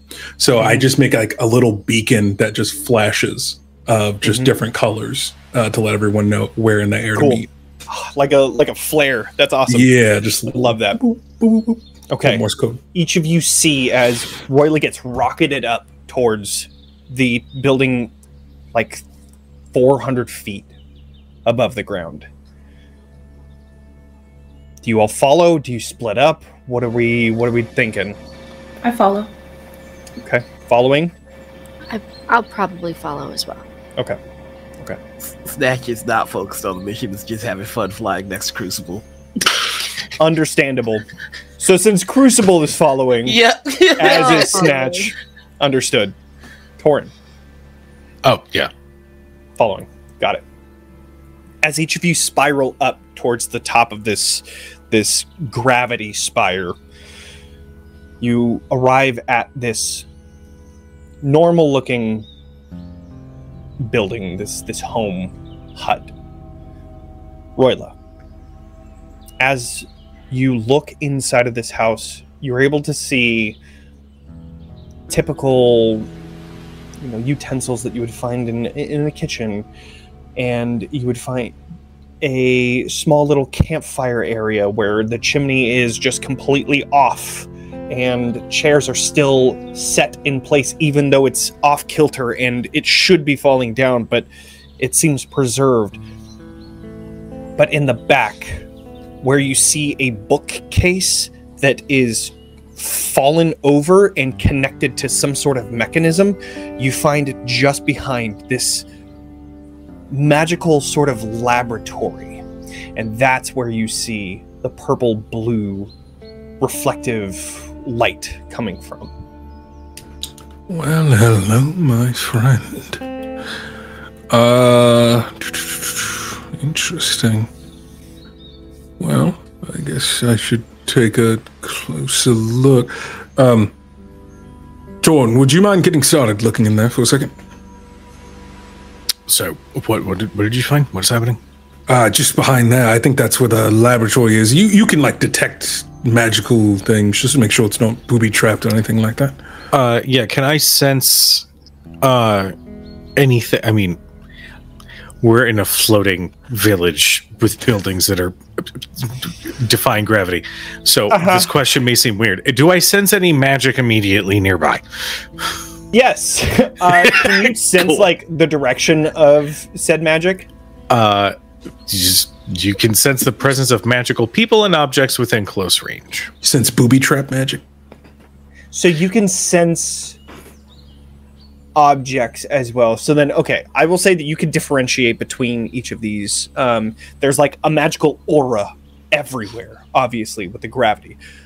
You can definitely tell that within that room back there, there is some sort of magical object. Are you all trying to see Or if they're objects. traps? Because I could just ask. Well, if you wouldn't mind. Just to make sure we don't step on something and then all hell breaks loose. I could also get an additional closer look if we would like. I'm going to spend a fear You to said there roll would be. a d20 and see whether or not the pulse is going to happen. Oh, shit. You said beach episode. You are a said- liar. You are like I Papa. said beach episode. This You is are like Papa. okay. Why'd does you not trigger that from me? Okay. I would like. I would like to spend. I would like to spend a hope to manifest an arcane eye inside that room. Okay. Just say, typically I hold on to Crucible for just stability, and he'll just like reach and like hold on to like the mailbox, maybe. It's like claw onto it as he puts his sight into the arcane eye, and his own eyes cloud over. Okay. And I want to take a little bit of a closer look. As the arcane eye floats through this house, you pass by that haphazardly leaning bookcase and into this lab where you see dozens of crystal clusters all around this room. However, you find a rod that is currently under this large magnifying glass that seems to be tilted and set in space unaffected by gravity. Go ahead and do a knowledge roll. Actually, does your... You know what? You can sense magical items. That is a magical item. Okay. Can I, just for fun... Activate. Spellboy powers activate. I was going to say, I just start describing everything I see, mainly to see if Roila can give any sort of insight as to what this could possibly be. Sure. Yeah, absolutely. So then, Roila, go ahead and do a knowledge check based on the information. And go ahead. Jonny, I'm so sorry. Ilora's feeling this way right now. Could I also do a knowledge check since he's saying this out loud? Absolutely. 100%. Easy. For the absolute lulls of it, can I also do a check with my Why don't we all just do a knowledge check? Let's. You get a knowledge check. You get a knowledge check. Everybody. I am playing patch a cake with my shadow at the moment, trying to figure out how coordinated we can be together. This thing is the only thing holding you up, so it turns around holding you, and then every clap, it just has to like grab you, and then. Good save. Oh, I love it. Okay. What did we get? I got a 13 with fear. Okay. I got a 20. Okay, mad at me about the fear. You asked me to roll. Stop. Everybody's rolling with fear. Don't get mad at us. You asked. So 20. Did you get? I'm not gonna double jeopardy this because this was just kind of a mess around kind of thing for the other two. No, we fucked around. We could find out. I mean, if you insist. Ilora, what did you roll with? I rolled with fear. I got a 20. With fear. Okay. I got a 15 with hope. Because I rolled a 7. I rolled a 13 with hope. All right. I didn't roll. Ilora, Yes. you know what this is. Of course I do. This is a suspended rod. This is a rod that defies gravity, and it seems like whoever was living here before maybe tried to harness whatever sort of magic was in there to have other applications of it, and either something went wrong while they were here, or this has been unattended for so long that calamity struck and chaos ensued. Okay. Let's see here. Let's see. It could be a gravitron. It could be. A scepter. Possible. Scepter pushing and pulling. Gravitron would be sort of like a dodecahedron sort of shape. The scepter is much longer. Dodecahedron. That one sounds fun. It would be. Sounds like an upstick. When you push the orb in, is your orb able to like go through walls and windows? Does it have to be open for you to go through? Like, what are the parameters of this orb? Basically, I'm only asking is the window or door already open? That's what I'm really asking, but I am curious. There's a fucking opening directly through the top. Like, it's connected at the bottom, but like it's like split in half, so like you could go through the roof easily. Oh, cool.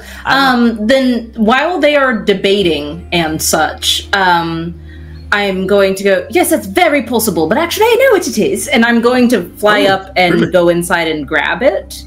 As you fly in, since it was with fear. Wait, hold on, if I may, hold on. My eyes are seeing through the orb, so like, wait, something's happening. What's happening? Shadow. There's a shadow. Someone's inside. It'll be fine. Ilora? How did? No, wait. Okay. If I hear wait before I land, I will. I'm not ignoring them, but I do go. I know what you said. You know what it is. What is it? Oh, she's like flying above the hole in the roof of this place, and it's like, oh, that.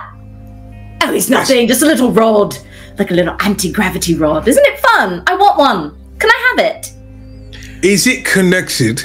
You sounded like to me. the crystals? I don't know. As you ask that question,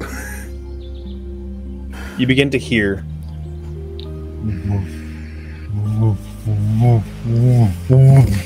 coming from below you as you look down and you see this pulse is about to hit. And I rolled a 4. Let's go. Let's go. I need... This is going to be... This is going to have to be, I think, an agility roll to see if you can... I'm good at that. Find a place to not be affected by or to hold on, as it's either going up or down. You're not entirely sure, but you're going to have to brace yourself for it. So in that situation, you're just hoping for the worst, or you're planning for the worst, hoping for the best. So, agility rolls to see if you can get somewhere as this begins to pulse. Since I'm right above it, can I roll strength to hold on to the side of the house? Yeah, absolutely. You're already there. Yeah. Yeah. Yeah. I would also say Roila. Roila, you're also... Oh, and then Torin, you're also holding on. Oh, that's 9, not a 6. That actually that kind of checks out, actually. It is with hope. Great. Okay, so it's not as bad as it can be. I'm gonna burn a hope to use one of my experiences because I'm gonna remember to do that this time. My 9 lives because this feels like a near-death situation. Yep, that's a good idea. Okay. Okay, it's giving near death.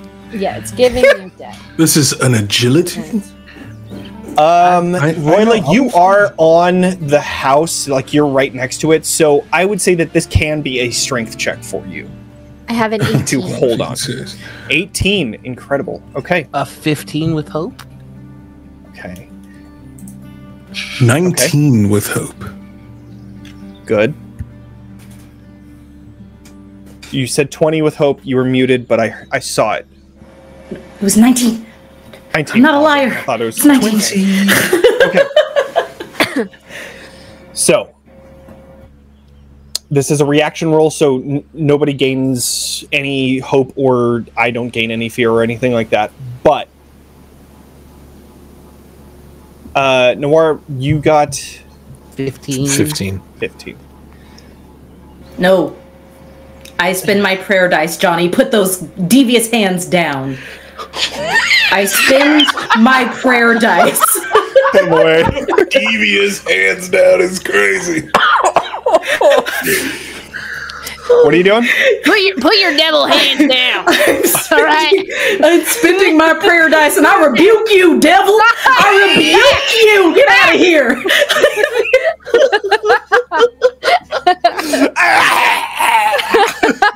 I'm in danger. I So am you're going using to prayer dice. spend one of them got a 4 total. So I'm going to use that Okay. whole prayer dice just to add to their roll here. Amazing. That is a success then. 3 19s. Can I actively I see this like boom boom boom, and I see you Snatch like this, huh? Like looking in the opposite direction. I think he hears the I think he hears the woo woo and he's kind of dancing to it like woo. Yeah, and I'm immediately like, soul be with us, save him. And I'm just going to immediately pray in your direction to like get a glint of light to get your attention back on the task at hand. I'll say you're because you have a whip, right? Yes. I'll say that you extend out and this like sun-bathed whip goes around and then grabs onto Snatch, and you're able to pull Snatch over just before you see Torin go so far down. I thought Torin passed. Oh no. Torin was so far from passing. No, there was no way I was going to make that. Can I cast a spell? As I see Noir Torin is falling, belly laughing over this. Tell me what you're going to do, because this is going to happen as you're holding on, and you're going to see him fall, and it's going to be very fast. So what are you trying to do? I would like to cast my new spell, Mystic Tether. Make a spell cast roll against a target within far range. On a success, they are temporarily restrained and must mark a stress. If they are a flying creature, that sends them to the ground, but I'm going to restrain them towards the building so that they come back. Okay, what's the name of the thing again? Mystic Tether. So like mystical chains come out and wrap around and bring a target towards something. You know, I just have to roll to try to hit their evasion. I'm going to be increasing the evasion, though. Okay. I'm going to say that this is going to be a hard roll. So I'm going to say that you would at least have to hit a 20. Ooh, Dickens. Can I help? I'll take whatever you As got. you're being pulled towards me by a whip. Yeah, you know what? In that situation, I would say no, because you were getting ripped forward and Roila was right next to Torin. So I would say that Snatch probably wouldn't have even seen Torin falling. Roila is like the only one that could find or could see him falling. I will say survive the unknown as one of my tenets, so I roll with a d20 instead on my hope die. Okay. Let's go. You've got this, brother! And these I have my damage die in my hand right now. chains made of shadow put those hands down. spoil, just kind of spill out and try to wrap around as I go in for this roll. Oh. You got this. I believe in the die. Nat 20 on that d20. Nat 20. You know, I'll spin a hope too while we're at it. Yes, a new future. Yeah. We are trying to carve Yep. a new future as spell bros, as spell This boys. is so funny. All right, here we go. The voice? Huh. Are we frantically lying. looking for other things to add to this roll? That's a problem. Jesus. I'm not gonna lie, this is a problem. This is a real problem. Yeah. Let me see. And carry the 1, and then carry the 2. -1 plus 6. So here's the thing, right? I have a D20, but I got a nat 1 on the D20. No, that's not true. Yeah. That's the unfortunate part, is that it is true. That's a good That's job. going to be a 13 Daniel, with you fear. slayed Yikes! That would beat my evasion. It wouldn't beat a 20 though. No. So Like, does it like grab his ankle, but like, you know, like. yeah, maybe it hits, but then it just snaps. Like the shadow snaps as you get pulled down, and you're going to be slamming into one of the buildings that are below you. Oh boy. That is, so for transparency, I rolled 2d20 for this. That is a 17 and a 13 on the die. Listen, there's some monsters out there that do more, so just. So you just rolled 30? I just rolled 30. That's severe. So you're going to take 3 HP slots as you crash into the side of a house that's like on the side.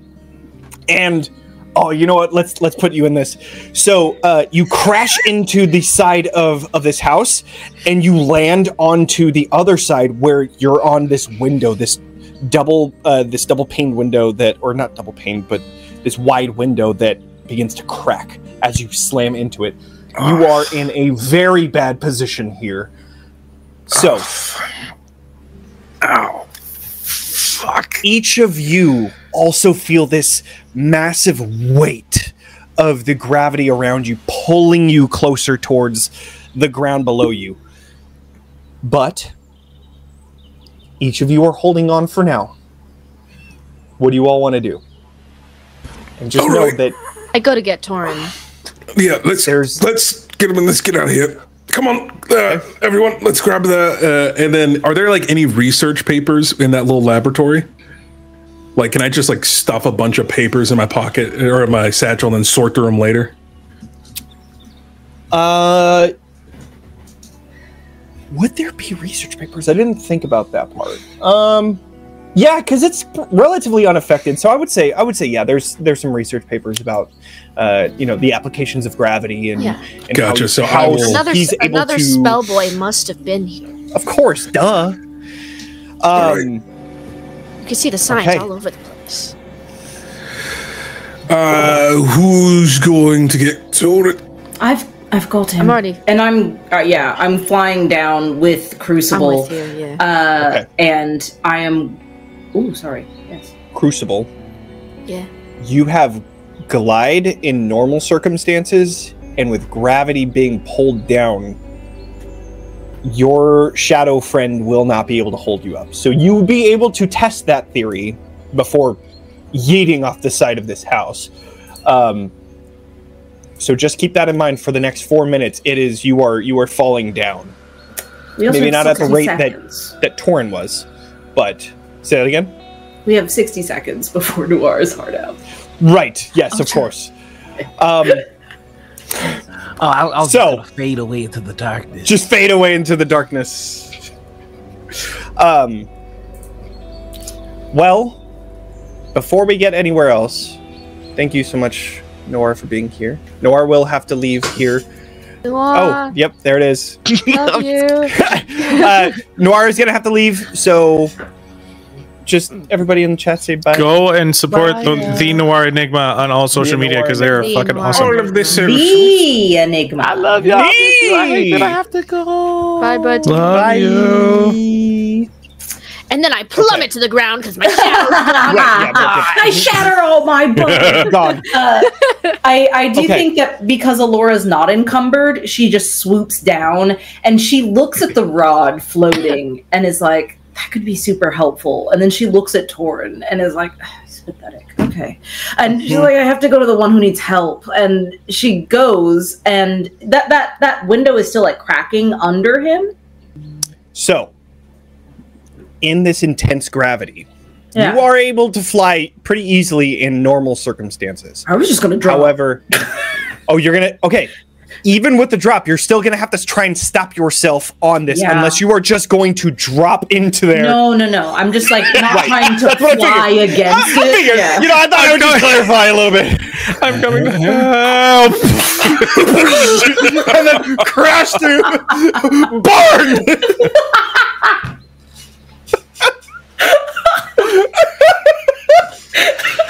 Oh my god! I will try my best not to crash. All right.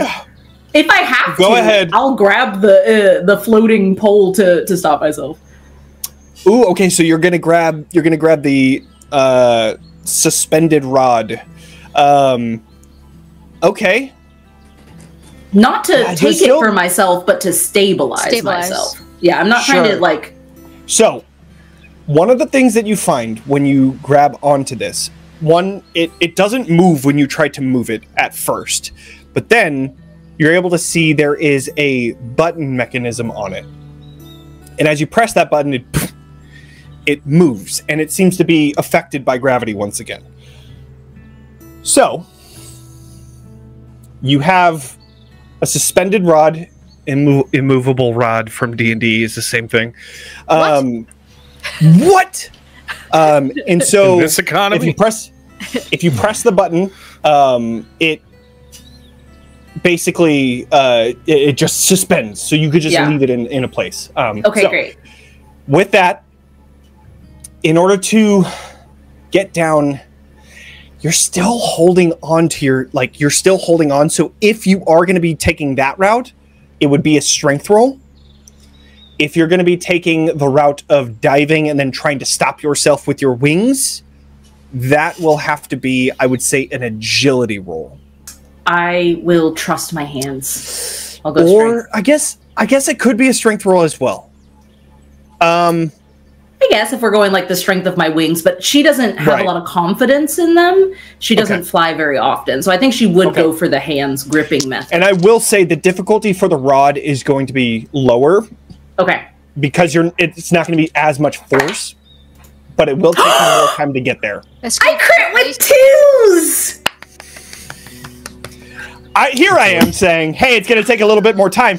And in that time, the window might crack or something, but here we are. Today. The Dice's favorite child. Once again. Can I flavor it? Absolutely, please flavor do. It. Okay, I think I dive for the rod and I see the button, and as I'm like grabbing it, I'm like, oh, it's not going anywhere. Button! And I'm like turning in the air, I push it, and it comes with me, and I'm like, oh, great. And I use it to I'm going to bring it down onto the window that Torin is leaning on so that it does smash behind him after I have grabbed his arm. Like, you see my arm coming for you, like for a good solid, and we clasp arms, I shatter that, and we go falling, but I'm going to use my best, like all of my strength to keep us at least with my wings afloat. And if that doesn't work, we have the rod. So we can make sure we're floating no matter what, as long as I can hold on to Torin. What you did notice when you were up above is that there are some suspended items and objects and buildings that are in the air that are not affected by the pull and the push. So you're able to like glide down to one of the, with a crit, you're able to glide down to one of the buildings and stand on the roof of that building, letting Torin down. And I'll say, let's roll to see what the next one is. Okay, cool. Yeah. I rolled over a 10. So at the next pulse, you feel the gravity lift again. I think because the reason I was going for Torin was to heal them, that now that they're like out of immediate danger, I can try. And before that second pulse lifts us up, are you able to stand with as much like hits as you've taken? Barely. Okay. I don't think she has let you pull from just this, even if it's just like a way to like keep you upright. She goes, I can ease this just a bit. Is that all right? I'm so sorry. It is going to hurt. And she's going to really concentrate a lot of healing power. And I think you see her begin to cry, Torin, as she's going to spend 3 of her hope to clear 1 hit point on you. She does look a little more hopeless than before, as if, you know, everything that she just pushed into you only did so... It's a 1/3 of what you just went through. It's not enough. And then she hands you a potion without, like, looking at you, really. And it is glowing inside, and she says, don't worry, it's not one of my placebo cures. Just drink it. I trust you. It's fine. Great. And then boom, like the wave goes right back up. I imagine that in the insane movement, the slam being yeeted back up on the roof. Sorry. And the healing, don't worry about it. There's a necklace with a ring that slips out from under his robes. That is just visible as he uncorks and attempts to drink the potion as anti-gravity takes effect. So he's like, no, wait. I immediately tilt your head back in the direction of you going up. Love it. Don't waste it. And you can roll a d4 and clear that many hit points. So as long as you roll God. 2 or higher, you're okay. Okay, 3. You alive? I don't think I can get down. I got you. I think I'm fucked, and my claws are fully like in the side. Like a cat in a tree. Like I don't think I can get down. Roila's gonna throw out his grapple hook, and it just like pulls the rock you're on closer to him. He goes, all right, so we're going to have a bit of a quicker descent than I guess than everyone else. Oh joy! Hold on to this, and he hands you the other end of the grappling hook. Okay. That's just in case we get split up, and then and we're gonna have this, and then the mage hand is gonna come up. Hold on to my hand. Okay. No, the other hand, the actual floating. Now, all right. Now that the gravity pulses back up, Crucible, you can fly again. Though, I mean, holding Roila is a tall order, just so you know. Okay. You see Snatch is just flying around. Right. Yeah. So, we need to get down to right there's one of the safe spots. So, okay. Just gotta get down there. Let's do it. I'm gonna make myself lighter with levitate. I can fly, I think. All right. Yeah. Let's go. Levitate, I would say that would work then. Absolutely. Okay. Yeah, because I can carry my own weight up to 30 feet to be able to. Yeah, I think that's okay. Cool. Okay. So, after collecting this rod, after the pulse of gravity, you're able to fall back down and collect yourselves at the base. I'm going to see if another pulse goes through. Oh my god, this was a beach episode, Johnny. Johnny, don't. Okay. I rolled a 20, which means that, of course, a pulse happens. And then I rolled a 14 for that pulse to go up once more. Okay. And so, you are able to run as fucking fast as possible away from this village and regroup at the cart. Oh, that was, you all right? I'm fine. It's fine. Ilora came to my rescue. Thank you. Good job. Crucible, are you alright? I ignore both the spell boys for the moment. I am okay. I had a bit of a moment for a second, but then got it together. Your first flight on your own. My I'm so first proud flight. of you. I would prefer it if the next time we did this, if it was not in a terrain with gravity altering at regular intervals. Of course not. That's right. Usually it's not. That's what I figured. That's what I Crucible, figured. Yeah. would you and Snatch mind helping Torin into the cart? I'm sure they'd like to lie down in the back. It's fine. I'm fine. I can sit up. Yes, Torin, perfectly you're so fine. big and strong. Come on. Let's go. I turn to Roila and I go, do you want me to scout ahead, make sure the road is clear? No. I was wondering if you wanted to ride shotgun. Sure, I'll keep an eye out. And she sits next to you and is keeping her head on a swivel. No, and he kind of stops you before getting in while everyone else is getting settled.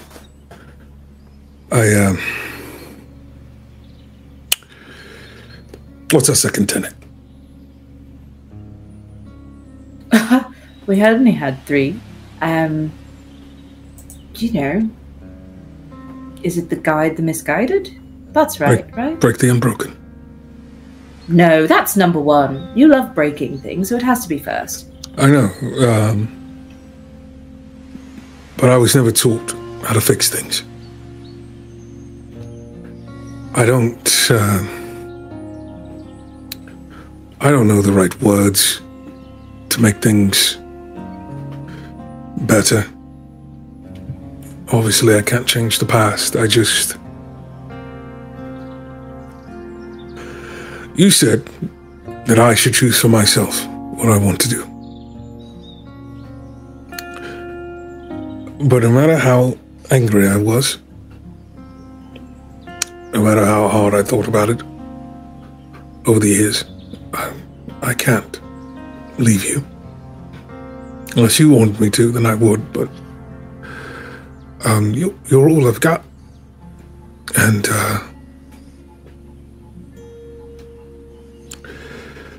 I'm sorry, I wish you got stuck with a better brother. But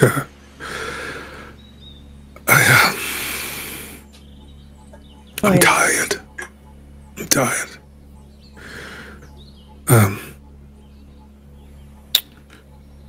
The things I've done to keep us safe, and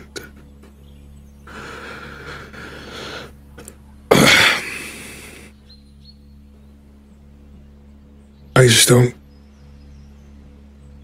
want all of this to be for nothing either. So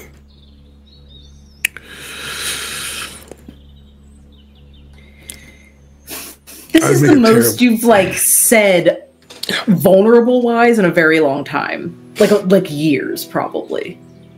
And I think Ilora is looking at you and trying to make it back to normalcy with you because she sees you're trying. But I don't think she has enough in her. She looks at you and says, Roila, you know you're the best brother. You are. No other brothers would dedicate their entire lives to their delusional sisters. No one would put up with what you've put up with, and I'm sorry you've had to put up with it. But, in light of that, I do want you to know I heard you, Yeah. I made you feel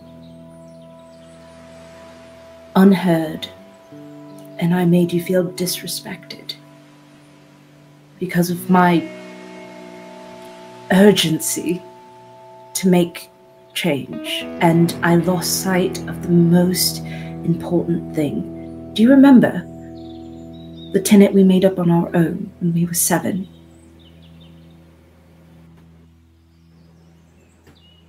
We are a team. I didn't treat you like that, and I'm sorry. But I really did hear you, Roila. The things that you said. I realized that I've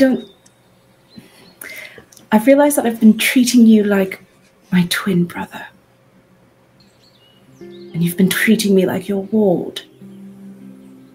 And I am so sorry for the burden I have been. I promise you, I will lighten it. You're not a burden. I am. Roila. No. Please. I will lighten the load. If you have an idea, I will back you up. I think Roila will pull up the kids' homework again. That penmanship is awful, Roila, please. Well, that's what we're doing it for.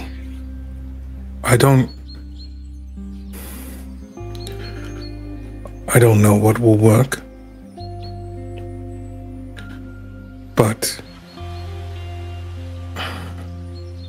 hope is precious. And I trust you to make the right decisions. And I trust you to tell you what decisions I am going to make far before I make them. She's going to pull out her last shortbread. She has been saving it for him.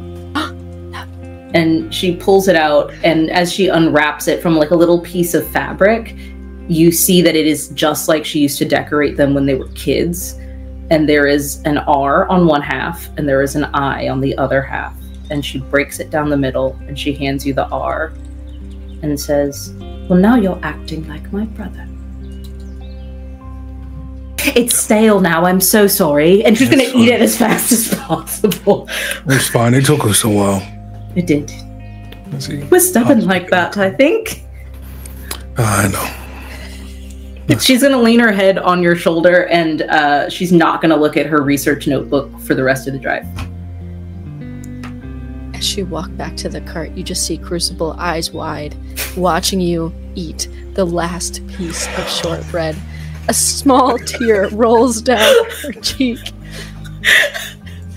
I'm glad you two are getting on nice. We're Come on, get in the cart!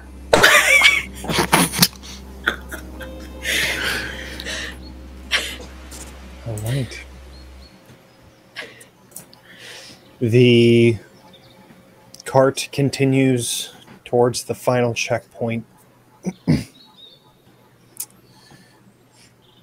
Crucible, you have the map and you have the knowledge as to where this next checkpoint is. So this road leads you into a slightly rockier area where the road turns and goes off a little, and from there you begin to see a river rushing down this rocky hill. And as you go further up, you begin to see trees, and that leads you to a waterfall. You've been here before. You know that the checkpoint was created by druids, and so as you go to the right-hand side of this waterfall, there is a specific rock that you need to press in, and as that happens, this secret door opens as the stone opens up and you find this large chamber on the inside. Walking within this small living area, you find enough room for your cart and yourselves to create camp.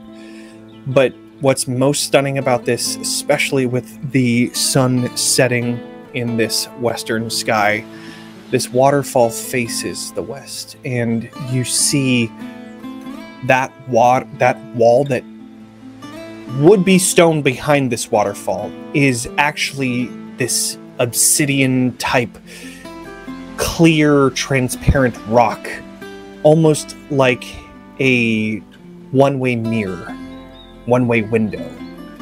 And from what you can see on the outside, looking like a regular stone wall is instead this beautiful light show of the rainbow that refracts off of the water and this rock and creates this beautiful image of color in this room. All of the colors reflecting off of the walls. But the sun sets, leaving you all here in this quiet room together. So, this will put us in the perfect position to take on Templeton. We are still on time with everything. Somehow, we did not get delayed by a single day in our travels, despite everything. And I just want to remind everyone, we need to be prepared for anything. We want to try to find everyone safe and sound. If there's any form of trouble, be prepared for a fight and look in the most obvious locations for where people would seek shelter in case of an emergency. So, basements, wine cellars, barricaded areas, etc. In case of infected,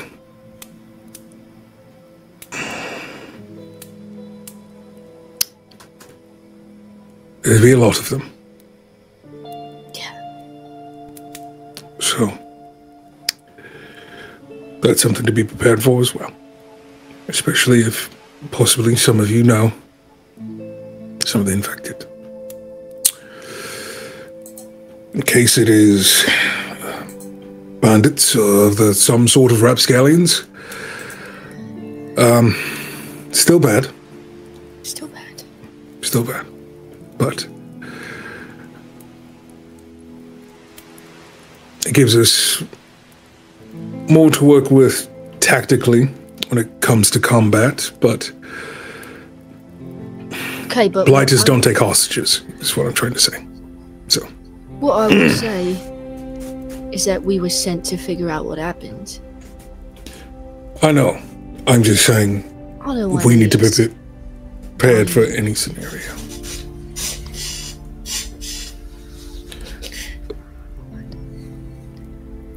I don't want anyone dying in there. That's all. That's I all. know. If it looks bleak, if it looks like, I think making that final stand sounds all well and good and brave, but we were sent here to figure out what happened. Oh, stunning. Don't want anyone. We'll be safe. No. Please.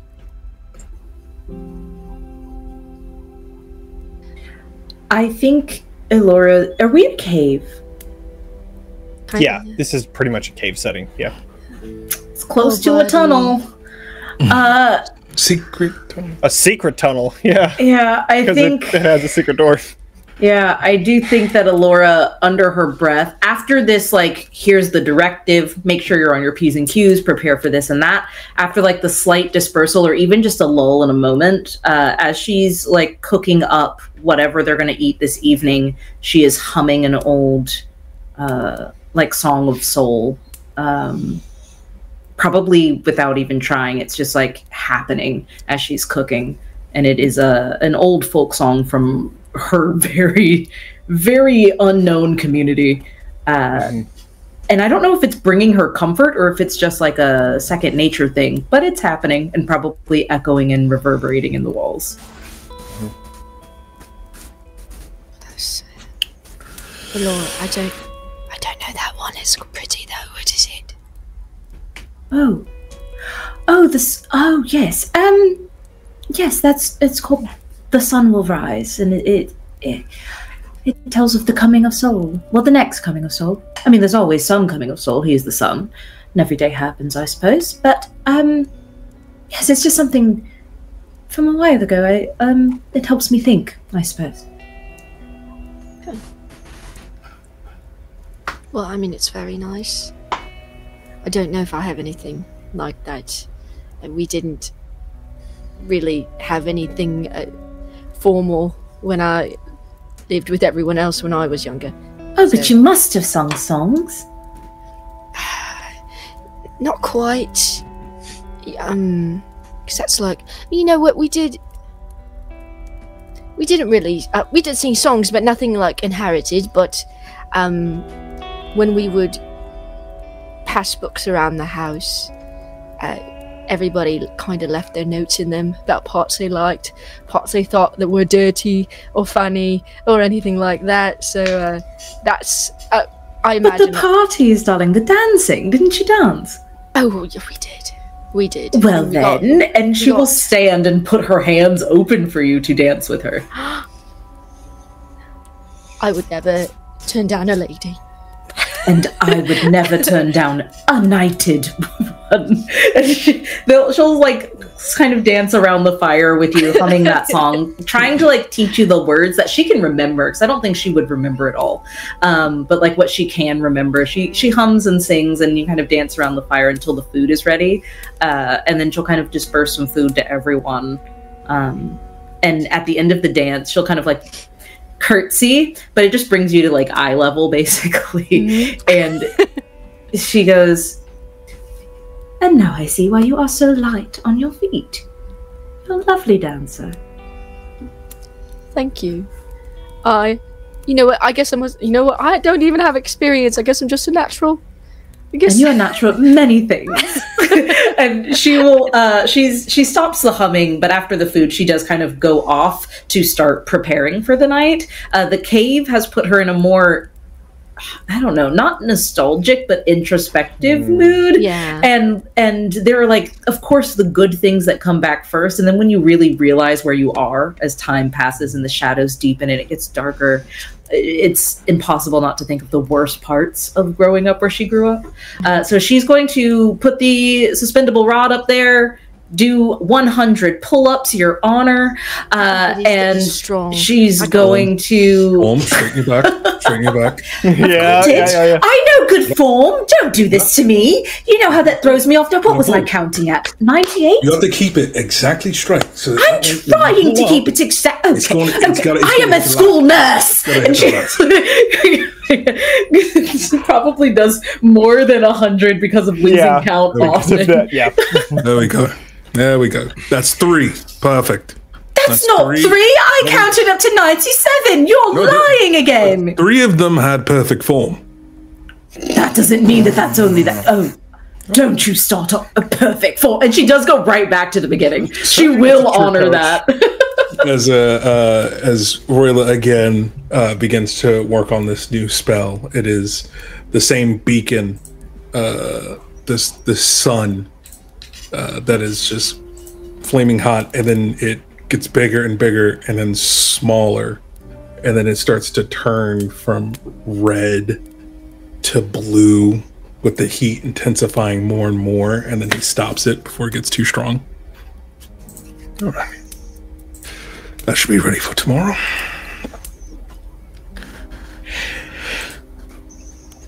If there's an opportunity, I think Torin would like to sit maybe next to Roila as he's working on the spell, preferably in a spot when maybe while Ilora and Crucible are dancing.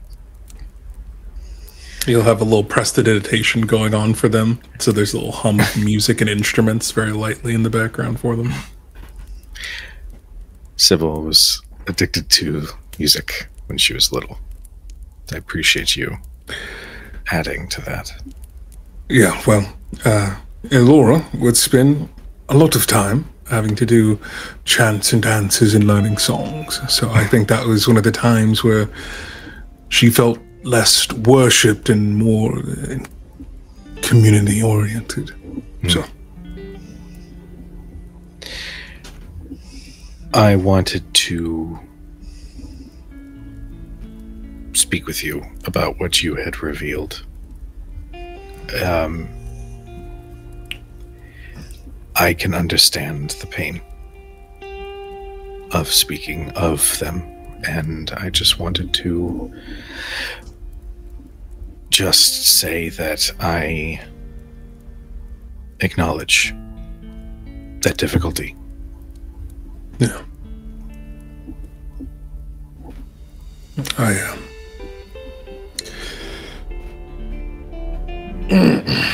You don't have to say anything. I wasn't coming No, over you're to fine. I actually haven't start a conversation about any of that. That's I haven't said the name in years, out loud.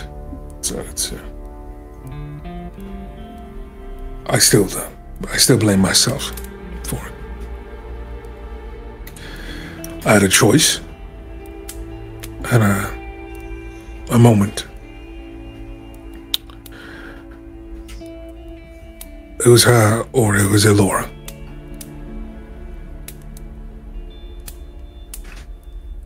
And I did my job. My duty. And I always wondered if I was stronger, faster, you know. Could I have saved both of them?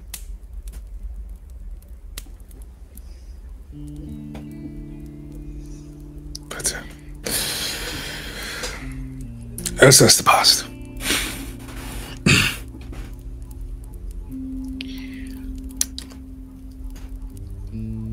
his name was Bannon. And my choice was not... It was a different kind of choice that I had to make. But you still carry that pain every day? Never goes away. Yeah. Her name was Somi. Her name was Somi. She taught Ilora healing magic. Yeah. So she must have been very good. She was the best. She was the best. See, Bannon didn't teach me magic. He encouraged it, but he was never a practitioner himself. He was more of the punch first and maybe ask some questions later sort of variety. But I can throw a mean right hook should the moment call for it. Did they make you learn magic? Where you were from? No, it is a privilege to learn. I developed this, and I sort of gesture to the runes on my skin from a young age. And it was after I set the orphanage on fire that I realized that I should probably learn to control it. Bannon and I saved up what we could so that I could attend university. Yeah, I try to stay away from fire myself. Yes, well. Yeah, I was forced to learn magic. A cult we were a part of. they forced us to learn magic in the ways of all the magi. So it was what they called the arcane arsenal. It was a manifestation of martial combat through magic. Yeah. It's where my greatsword comes from. And so it was very old school, traditional forms of learning. And that's where the beads come from. And it's very archaic. It is a very interesting spellbook that you carry. I will. Yes, very tiny lettering. Very fun to try to read when you're trying to run for your life. But that's how it worked for me, and I didn't have a choice. So.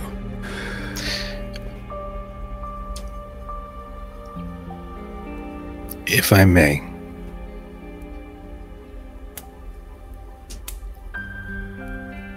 the choice was made. As much as it hurts, and as much as you may think of the what if you could see them smile again? What if you could wake up next to them? What if you could feel your heart smile for once?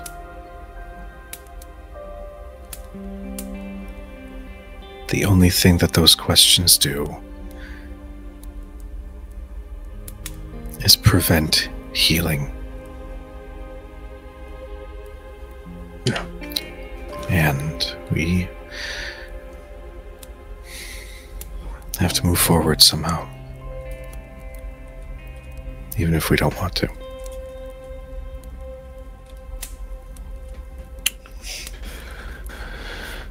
Oh, well.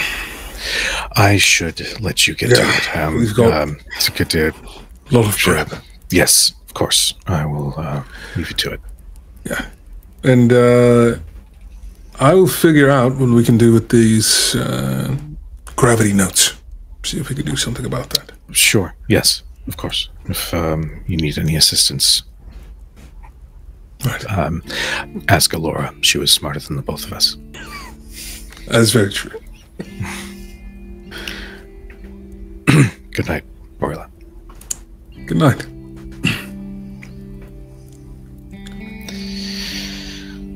And I'll return to my bedroll and shake my head and try to find some sleep. Okay. Quick addition to retcon something. Snatch 100% would be dancing with Crucible in Ilora. Absolutely. 100%. Just wanted to add that in there. Yeah. Well, the sun finally, or the sun is set hours ago. The evening is quiet, minus the sound of the campfire that is slowly dying out. As each of you, yes, go ahead. Can I just say one thing? Just because it has to do with the campfire. I think I perceive Ilora's unease with being in the dark cave, and I think Crucible acts as though she's prepping, but stays up to keep the fire burning until Ilora falls asleep. Okay. Oh my god. Roila, do I say? You? Okay, I do think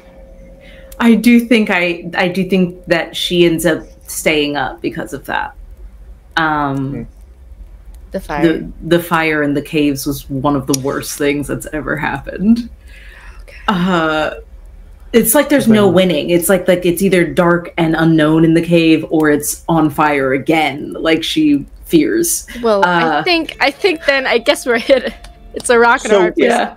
I think I would have seen you not falling asleep. I guess I Yeah, Right, I think Roila would pull. He would pull Crucible aside as things are kind of going on, and just try to. I think he would actually talk to her outside Okay. of. So here's what I'm thinking. If that's possible. Ilora's probably looking at the fire, thinking of the past. Crucible, maybe you would have taken that as, oh, the fire's dying. Maybe that's providing comfort. Roila, you see Crucible getting up to go and grab more firewood. And that's your opportunity to go and speak to her. Hold on, let's put those down for a second, shall we? And then I will help you put down the logs, prestidigitation, douse the flame, and then instead create a little nightlight that makes, as the moonlight hits it, creates like constellations around the room that kind of spiral around. So instead it looks like the nighttime sky against the obsidian rock. Love it.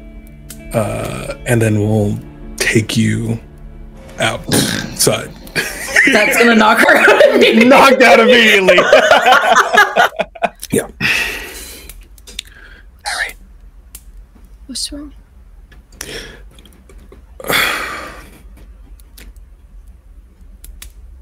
Did I do something wrong?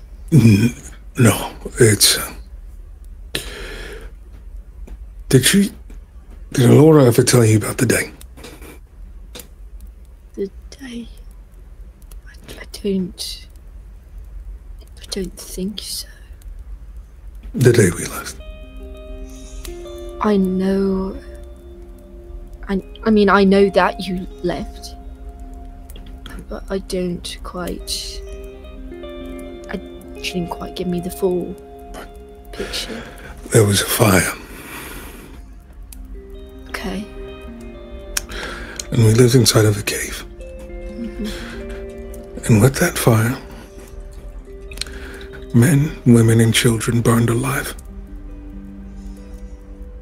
By the dozens. Food was scarce. Okay. People were getting infected by the daily. And that was the snapping point for our community. Okay. A riot broke out amongst the fire, and that was the day we escaped. That mark on her hand is from that day. I would give anything to make her forget about that day, but I cannot. You just need to be very careful about bringing up that day. Do you understand? Yes, of course. I need you to understand. Crucible, do you understand? I do. Okay. I have wounds that don't like to be prodded either. I know, So I understand. but not like these. Not like these. Okay. And you see, for the first time, Roila's actually starting to have a panic attack. And this is normally something he fights back by just working out. And so he's just kind of his hand is getting very jittery and hard to control. Okay. What do you need? Do you want to go back in, out? What do you need? Yeah, I'm just going to. I'm just gonna read for a while. I'm just gonna read for a while, and I'll be fine. Yeah. Do you want to read one of mine? And takes out one of the books from our little family one of our annotated, very sophisticated annotated copies. With incredible drawings. Yes, incredible drawings. Very inappropriate. That's a lot of dicks. It's a lot of dicks. That's a lot of dicks. Listen, I was 10. Right. They were, we hung out with teenagers, so we kind of just so that's why some of the dicks are a bit more refined than others. Guys, you see the evolution of them. They get more detailed the more you turn the page. They're a bit more dexterous, it was just... Yeah.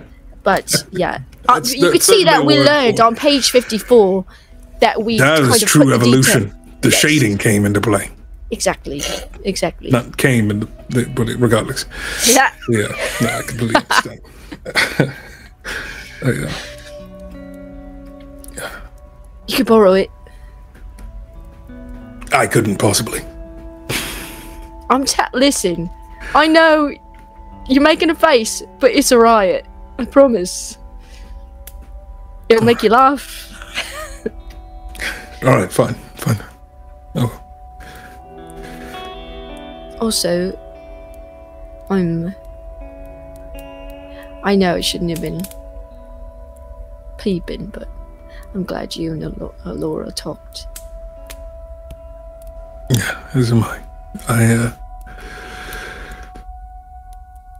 I'm no bard when it comes to my words, so You don't need to be. Sometimes it just takes time to find the right ones.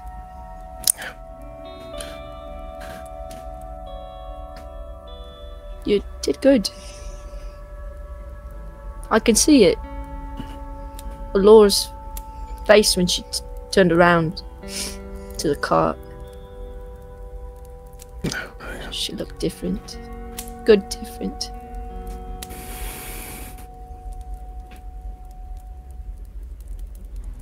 It's just...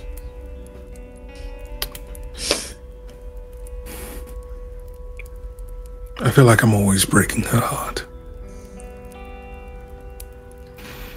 For every time I've protected her and pushed her forward, I feel like I've been the cause of her pain. So...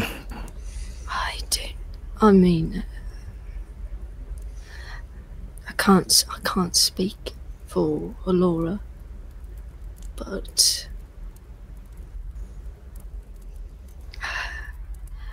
I know she thinks the world of you.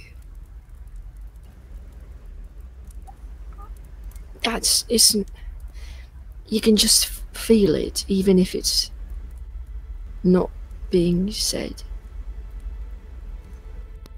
I know. And sometimes you're gonna hurt each other, but that comes from dedication. I just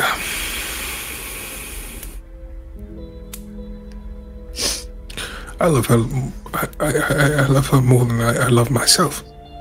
You know. So I've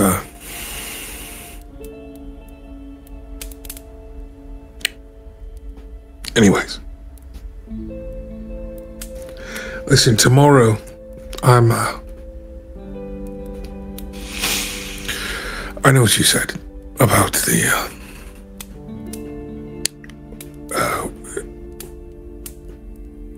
but if there are people there, I'm going to try to save them if they're in danger.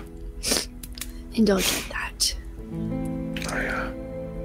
I'm just saying, no grandstanding. All right. I know you're strong, and I know you're smart as hell, and that you can handle yourself. But I want us all walking out together. And that if there are people to save, yeah. But just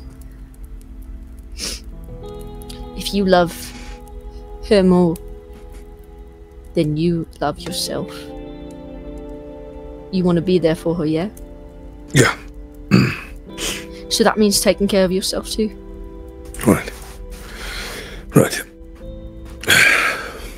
Thank you. And she is looking at you, scrutinizing to see if that okay, thank you is just something to say to close that chapter of, yeah, of course, I'm listening to you, of course, or if it's sincere. I think he's in a mix of he wants to be okay. And it's not an instant solve or cure. Yeah. It's, I think in that moment you see like the words are sinking in, and he's just trying to reach in deep down to let that take effect. Okay.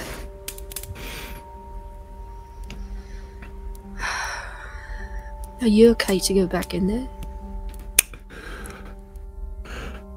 Yeah. Yeah, I can Really? go back in. Well, I can't sleep out here. You can't sleep, what? No, I said I can't sleep out here. You know. I mean, if you wanted to, I would keep watch. No, it's fine. Plus, I'm gonna have to wake up in the middle of the night, turn back on the prestidigitation. Okay. She likes the only the cabinet, the nightlight is what she prefers. So she normally turns over about 2 or 3 times. I can hear her from out here. So she seems to be enjoying the situation. If I had Mage Hand, I would be casting it to just close her mouth.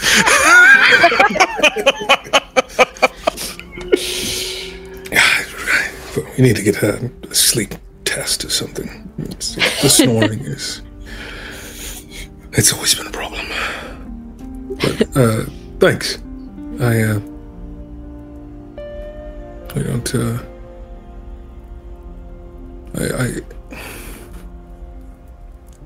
I don't know. I feel a lot older than I am, I guess. I think that's not an uncommon feeling. Anyways, let's try to get some rest, shall we? Okay. You each return back to the chamber, to the very loud snoring of the Chosen One. And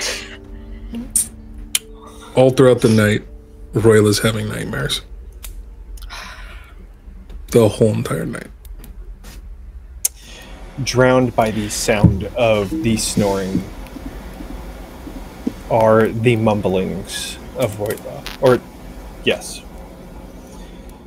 You toss and turn, trying to Oh, we got some robots. solve that equation. Teeny bit of static. Just came in right at the very end. I thought I fixed it. Did you have something, Torin? How audible are these mumblings from Roila? I think a couple of words come through. I'm sorry. Just a lot of I'm sorry. There was no other way.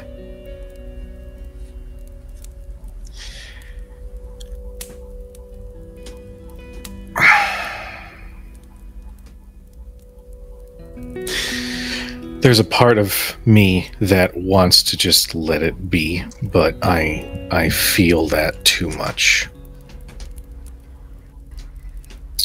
So in more a gesture of something in hopes that maybe it will help, I would like to take the ring around my neck off. And I would like to cast Rune Ward.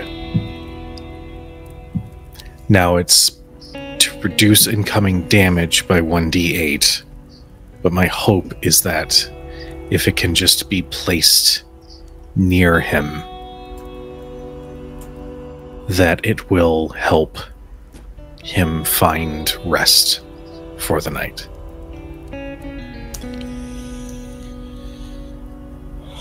Well, I think this is a question for Daniel. Do you Can think I that would help? I would just like to make a duality roll for it and just see which one's fear or hope. Let's do it.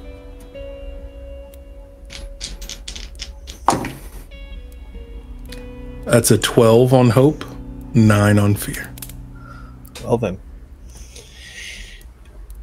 Torin, You think about it for far longer than it really should take. This is your team after all, but you're still reserving yourself, especially for something like this. But you feel that voice, not in the same way that you felt these past few years, but you feel Bannon urging you to help your friend. So you get up, casting these runes. They appear, wrapping around the ring, and place it just next to Roila. And you see the tossing and turning, the mumbling, the eyes darting behind the eyelids. Stop.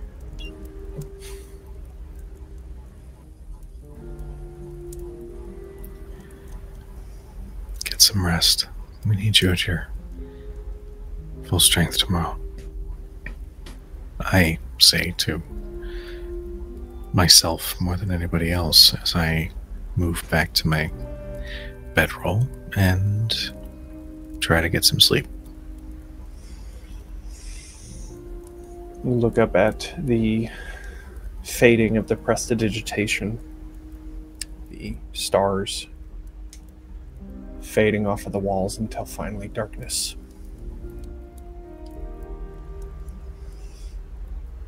We zoom out from the cave, hearing the crashing of the waterfall until we fly up into the sky and we see off in the distance Templeton. Only a quarter day's journey from now. The destination. But before we get there, we will end tonight's session.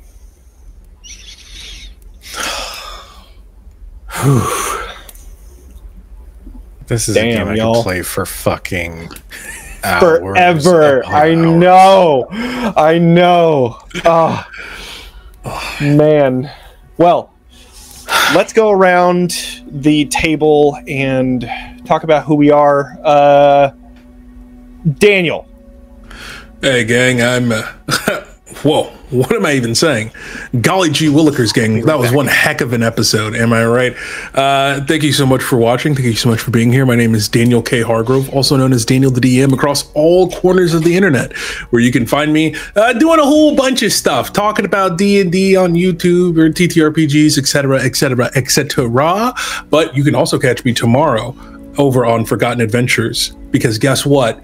It's the season finale to Fears and Fortunes, our horror-themed D&D adventure. So we hope to see you all there. And wait, speaking of someone who's also in that same game tomorrow, is that Crit Awards nominated actress?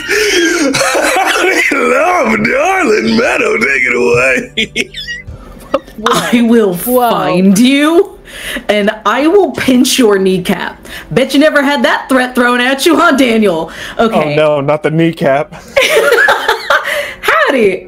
Meadow. I've been Meadow and will hopefully continue to be Meadow in the future. You can find me everywhere on the internet that matters at Howdy Love Darlin or Howdy Love Darlin GM. As Daniel so aptly said, with some unnecessary extra details in there, is that we will be over at the Forgotten Adventures stream tomorrow for our season finale. You can find me every Thursday this month, except for Gen Con weekend, at Hex Heist over at my channel, where we're cyberpunk witches. We're all black table. We are stealing magical things and no one can stop us. And you can also find me Fridays and Saturdays over at Records of the Realms for the Code Lyoko Glitterheart campaign.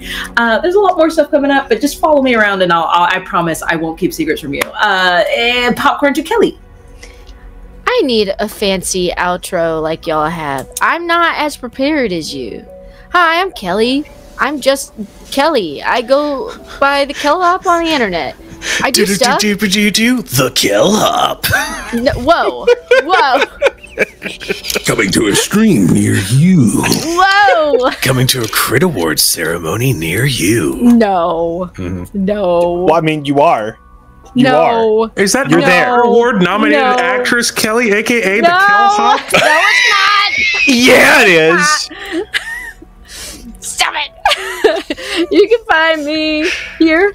You can find me in the audio dramas Error 313 and 1.7 Miles to Lake Wanata. I have things that are going to come out that I can't talk about yet, but they're in the works and I'm excited. But yeah, that's me. Kujo, your turn. Hi, everybody. I am Kujo. I have not been your chronicler for this evening. That is Jonny. That is my usual phrase. Wow, I got caught off guard. You can catch me all over the internet as either Kujo plays games for personal stuff, usually involving pro wrestling, because it's my final 3 months of doing so. Or you can follow Crit Hit Chronicles for official show updates, highlights, that sort of thing. On Thursdays, you can catch us for Tales of the Valiant, sponsored by Kobold Press. Fridays, you can catch us for Shadows over Baldur's Gate, our spiritual sequel to the award-winning video game. Tuesdays, congratulations, you found us. It's Bitten. I want to play this game for forever and ever. Me too. And ever. And then if you would like, on Wednesdays typically, although the summer schedule has been rough, you can catch me over at Nerd Immersion playing some D&D. Also come to Gen Con. There is a GM's panel for Kobold Press that I'm going to be on, that they had to expand seating because we sold it out in like 10 minutes. So popular. Shush. Shush. Is that because Kujo's a Crit Award nominee? I don't know what you're talking about. Hey, so, That is absolutely right. Crit Award nominated for Best GM for Kobold Press. Shut up. Out of control. You know what, Kelly? I get it. It's just a boisterous, unnecessary. I'm gonna hype Anyway, up my friends. well, storm. Yeah, that's all I got. I'm gonna look for a channel to raid. Jonny, let them know where we can find you and support. Yeah. Hi, I'm Jonny. I am talking XP on the internets. You found me. Here we are. If you want to learn how to play Daggerheart, check out my YouTube channel. I got a video on how to play and the rules, and then also a video on how to create a character, including on Demiplane, because that's what we use. It's a fucking awesome app. It's gorgeous. It's so good. It's so easy. And also, one thing that you can know, if you have a Roll20 subscription or you pay for the Demiplane Unlimited, whatever it's called, yeah, Demiplane Unlimited, you can content share. So if you have it, you could share with all your friends. So you would only have to buy it once for your table. So that's pretty cool. Anyways, I have those 2 videos, and then I'm here and other places sometimes. Yeah, I'm kind of keeping it light and focusing on this campaign more than anything else. So that's me. In the meantime, we love you. We appreciate you. Please be nice to each other, and we will see you guys next time. Good night, everybody. Good night.